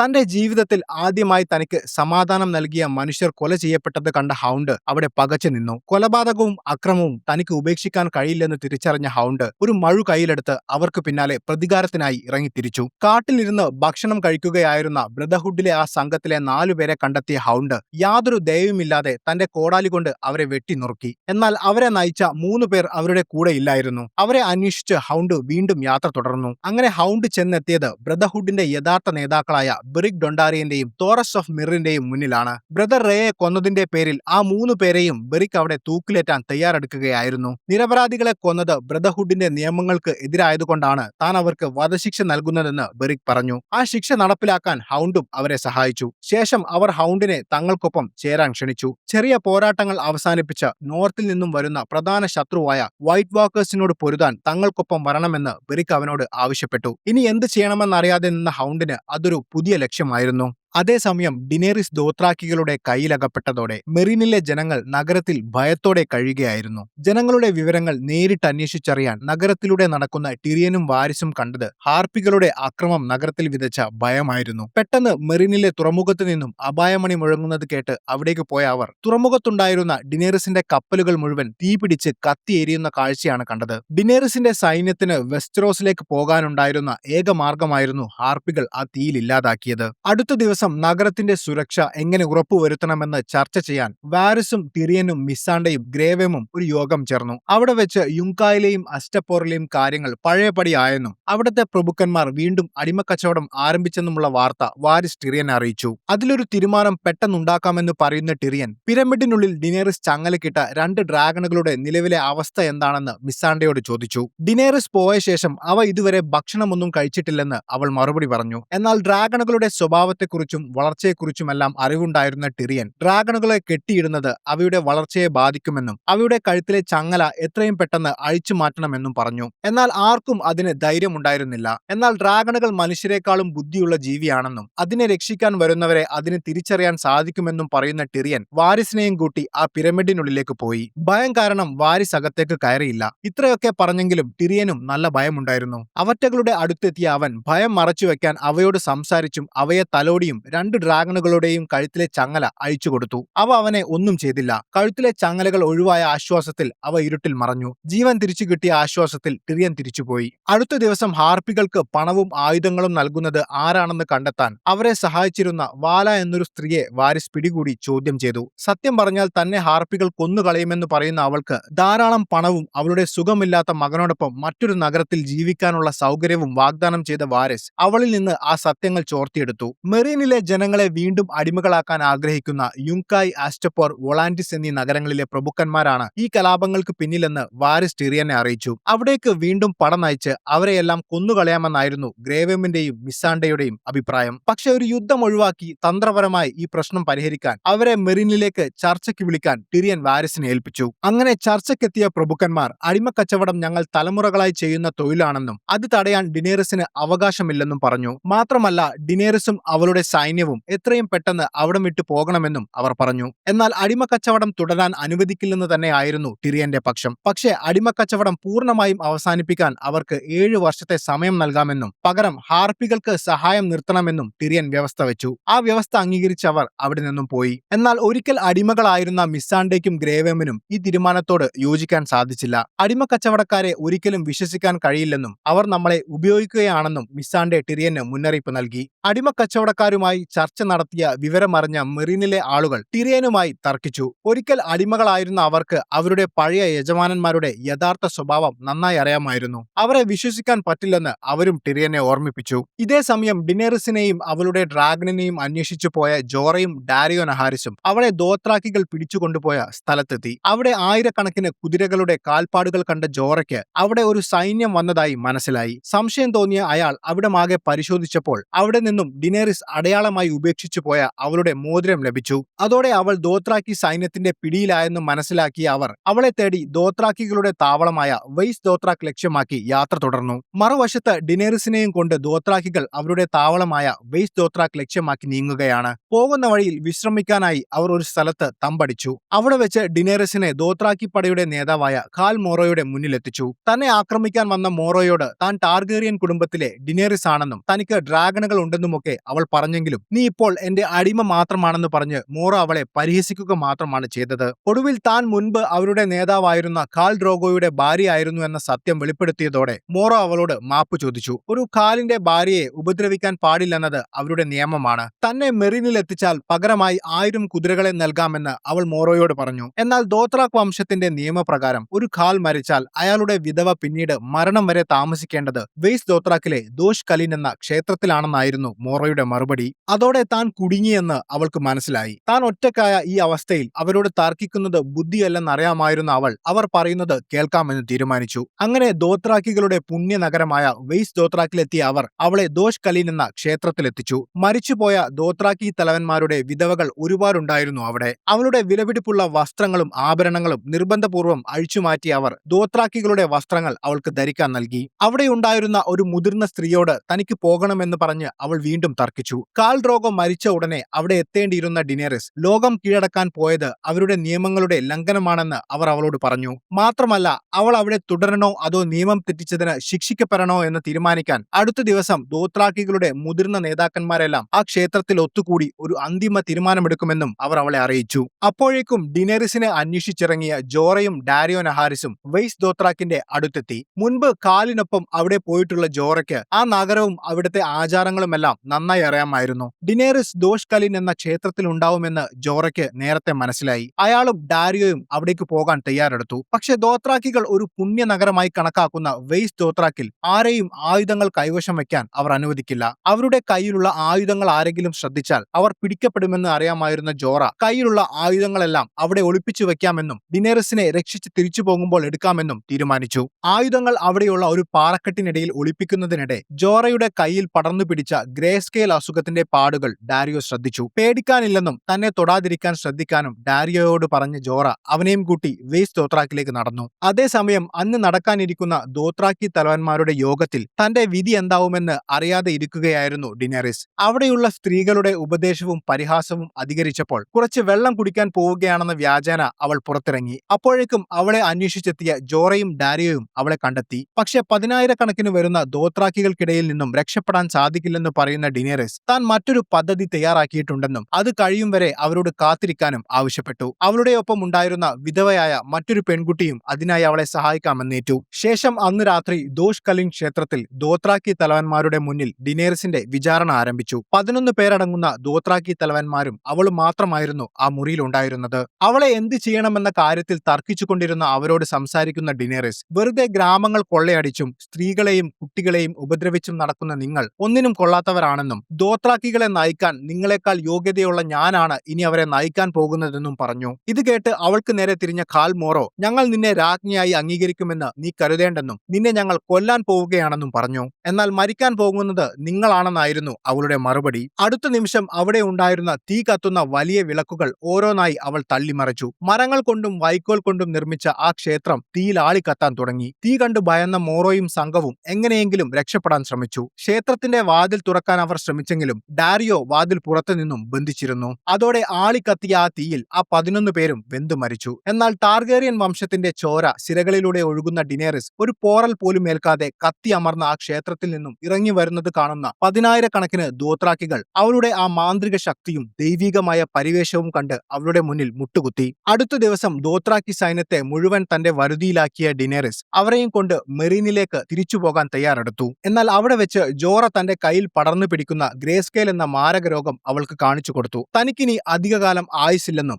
ഈ രോഗം മറ്റുള്ളവരിലേക്ക് പകരുമെന്നും പറഞ്ഞ ജോറ അവളോട് യാത്ര ചോദിച്ചു. താൻ 2 തവണ നാട് കടത്തിയിട്ടും തന്റെ ജീവൻ രക്ഷിക്കാനായി എത്തിയ ജോറയുടെ സ്നേഹത്തിനും ആത്മാർത്ഥതയ്ക്കും മുന്നിൽ ഡിനേറിസിന്റെ കണ്ണുകൾ നിറഞ്ഞു. ഞാൻ വെസ്റ്ററോസ് കീഴടക്കി രാജ്ഞിയാകുമ്പോൾ എന്റെ കൂടെ നിങ്ങൾ വേണമെന്ന് പറയുന്ന അവൾ ലോകത്തെവിടെ പോയിട്ടാണെങ്കിലും അസുഖം ഭേദമാക്കി അവളുടെ അടുത്തേക്ക് തിരിച്ചു വരണമെന്ന് അയാളോട് പറഞ്ഞു. താൻ തിരിച്ചു വരുമെന്ന് അവളോട് പറഞ്ഞ ശേഷം ജോറ അവിടെ നിന്നും പോയി. ശേഷം തന്റെ പുതിയ ദോത്രാക്കി സൈന്യവുമായി അവൾ മെറീനിലേക്ക് യാത്ര തിരിച്ചു. മരുഭൂമിയിലൂടെ കുതിരപ്പുറത്ത് യാത്ര ചെയ്യുന്നതിനിടയിൽ ദൂരെ മലനിരകളിൽ എന്തോ ഒരു അനക്കം ശ്രദ്ധിച്ച ഡിനേറിസ് അതെന്താണെന്നറിയാൻ തന്റെ കുതിരയെ അങ്ങോട്ട് പായിച്ചു. കുറച്ചു സമയം കഴിഞ്ഞിട്ടും അവളെ കാണാതെ വന്നപ്പോൾ ഡാരിയോ നഹാരിസ് അവളെ അന്വേഷിക്കാൻ പുറപ്പെട്ടു. ആ നിമിഷം ആകാശത്ത് നിന്നും ഭീകരമായ ഒരു അലർച്ച കേട്ട് അവരെല്ലാവരും ഞെട്ടി. ആകാശത്ത് നിന്നും ഒരു പർവ്വതത്തോളം വലുപ്പം വെച്ച ഡ്രാഗണിന്റെ പുറത്ത് ഡിനേറിസ് പറന്നിറങ്ങി. ഭീമാകാരനായ ആ ജീവിയുടെ പുറത്തിരുന്നു കൊണ്ട് ഡിനേറിസ് ദോത്രാക്കികളോട് ഒരു ചോദ്യം ചോദിച്ചു. കടൽ കടന്ന് എന്റെ ശത്രുക്കളെയെല്ലാം തോൽപ്പിച്ച് കാൾ ഡ്രോഗോ തനിക്ക് വാക്ക് തന്ന വെസ്റ്ററോസിന്റെ സിംഹാസനം പിടിച്ചടക്കാൻ നിങ്ങൾ എന്നെ സഹായിക്കുമോ?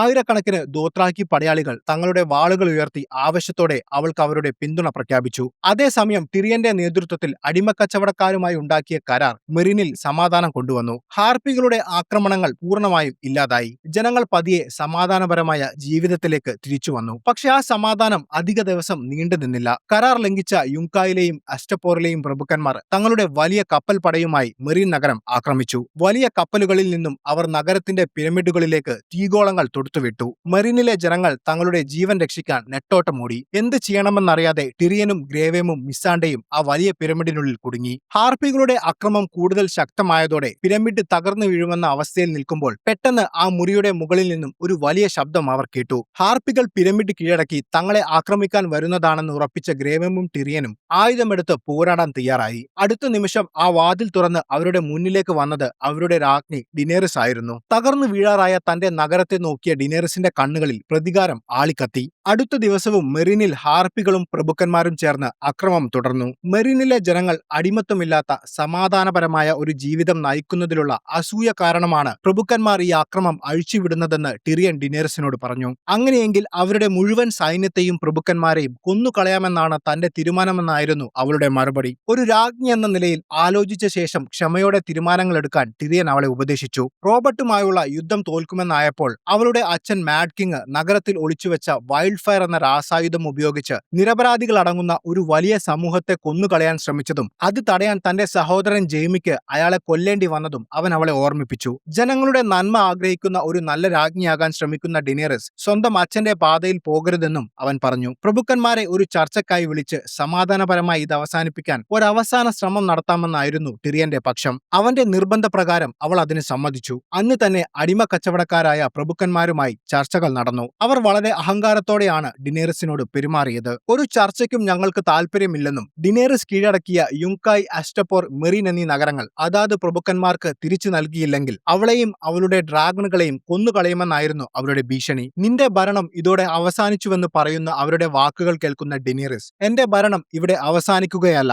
എന്റെ ഭരണം ഇവിടെ തുടങ്ങുകയാണെന്ന് പറഞ്ഞതും ആകാശത്തു നിന്നും വലിയൊരു ഗർജനത്തോടെ അവളുടെ ഡ്രാഗണായ ഡ്രോഗോൺ അവിടെ പറന്നിറങ്ങി. ഡ്രോഗോണിന്റെ പുറത്തേറി ഡിനേറിസ് ആകാശത്തേക്ക് പറന്നുയർന്നു. ഡ്രോഗോണിന്റെ ശബ്ദം കേട്ടതോടെ പിരമിഡിന്റെ അടിയിൽ കഴിഞ്ഞിരുന്ന അവളുടെ മറ്റു 2 ഡ്രാഗണുകളും ആകാശത്തേക്ക് പറന്നുയർന്നു. ആകാശത്ത് ഒന്നിച്ചു കൂടിയ ആ 3 വലിയ ഡ്രാഗണുകൾ ശത്രുക്കളുടെ കപ്പലുകൾക്ക് നേരെ അഗ്നി വർഷിക്കാൻ തുടങ്ങി. ചുരുങ്ങിയ സമയത്തിനുള്ളിൽ പ്രഭുക്കന്മാരുടെ 100 കണക്കിന് കപ്പലുകൾ അവർ കത്തിച്ച് ചാമ്പലാക്കി. അപ്പോഴേക്കും ഡാരിയോ നഹാറിസിന്റെ നേതൃത്വത്തിൽ ആയിരക്കണക്കിന് വരുന്ന ദോത്രാക്കികൾ നഗരത്തിലേക്ക് ഇരച്ചു കയറി ജനങ്ങളെ ആക്രമിക്കുന്ന ഹാർപ്പികളെ കൊന്നൊടുക്കി. ഇതെല്ലാം കണ്ട് ഭയന്നു വിറച്ച പ്രഭുക്കന്മാരോട് നമ്മൾ ഉണ്ടാക്കിയ ധാരണ ലംഘിച്ചതിനുള്ള ശിക്ഷയായി നിങ്ങളിൽ ഒരാൾ മരിക്കണമെന്ന് പറയുന്ന ടിറിയൻ അതാരാവണമെന്ന് നിങ്ങൾക്ക് തീരുമാനിക്കാമെന്നും പറഞ്ഞു. യസാൻ എന്ന അടിമ കച്ചവടക്കാരനെ ചൂണ്ടിക്കാട്ടിയ മറ്റു 2 പേരും യസാൻ ഒരു പ്രഭുവല്ലെന്നും ഞങ്ങളിൽ ഒരാളല്ലെന്നും പറഞ്ഞ് അയാളെ കൊല്ലാൻ പറഞ്ഞു. പക്ഷെ യസാനെ വെറുതെ വിട്ട ഗ്രേവം മറ്റു 2 പേരെയും കൊന്നുകളഞ്ഞു. തന്റെ സുഹൃത്തുക്കളുടെ മരണം കണ്ട് പകച്ചു നിന്ന യസാനോട് ഇനി ഏതെങ്കിലും പ്രഭുക്കന്മാർ അടിമ കച്ചവടം തുടരാൻ ശ്രമിക്കുന്നുണ്ടെങ്കിൽ ഡിനേറിസും അവരുടെ ഡ്രാഗണുകളും മെറീനിൽ നടത്തിയ പടയോട്ടം അവരെ ഓർമ്മിപ്പിക്കാൻ അവനോട് പറഞ്ഞ ശേഷം ടിറിയൻ അവിടെ നിന്നും പോയി.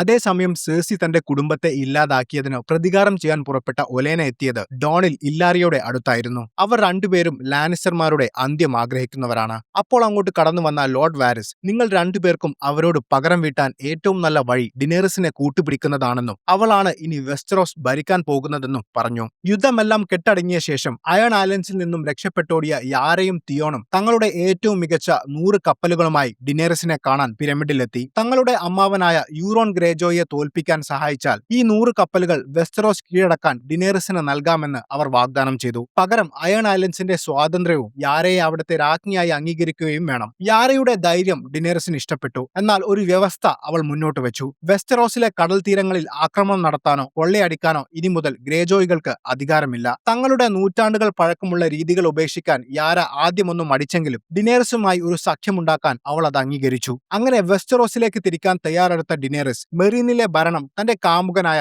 ഡാരിയോ നഹാറിസിനെ ഏൽപ്പിച്ചു. വെസ്റ്ററോസിൽ തനിക്കൊരു വിവാഹം കഴിക്കേണ്ടി വരുമെന്നും അതിന് ഡാരിയോ തടസ്സമാകുമെന്നും അവൾക്കറിയാമായിരുന്നു. ഡാരിയോ തന്നെ എത്രമാത്രം സ്നേഹിക്കുന്നുണ്ടെന്ന് അറിയാമായിരുന്നെങ്കിലും ഉള്ളിലുള്ള വിഷമം പുറത്തു കാണിക്കാതെ അവൾ അവനോട് യാത്ര പറഞ്ഞു. തുടർന്ന് ടിറിയന്റെ ബുദ്ധിയിലും ആത്മാർത്ഥതയിലും ബഹുമാനം തോന്നിയ അവൾ അവനെ ഹാൻഡ് ഓഫ് ദ ക്യൂനായി അംഗീകരിച്ചു. അങ്ങനെ എസ്സോസിലെ പടയോട്ടത്തിന് ശേഷം തന്റെ വമ്പൻ കപ്പൽ പടയും കൂറ്റൻ ഡ്രാഗണുകളുമായി ഡിനേറിസ് തന്റെ സ്വപ്നം പൂർത്തീകരിക്കാൻ അയൺ ത്രോൺ കീഴടക്കാൻ വെസ്റ്ററോസിലേക്ക് യാത്ര തിരിച്ചു.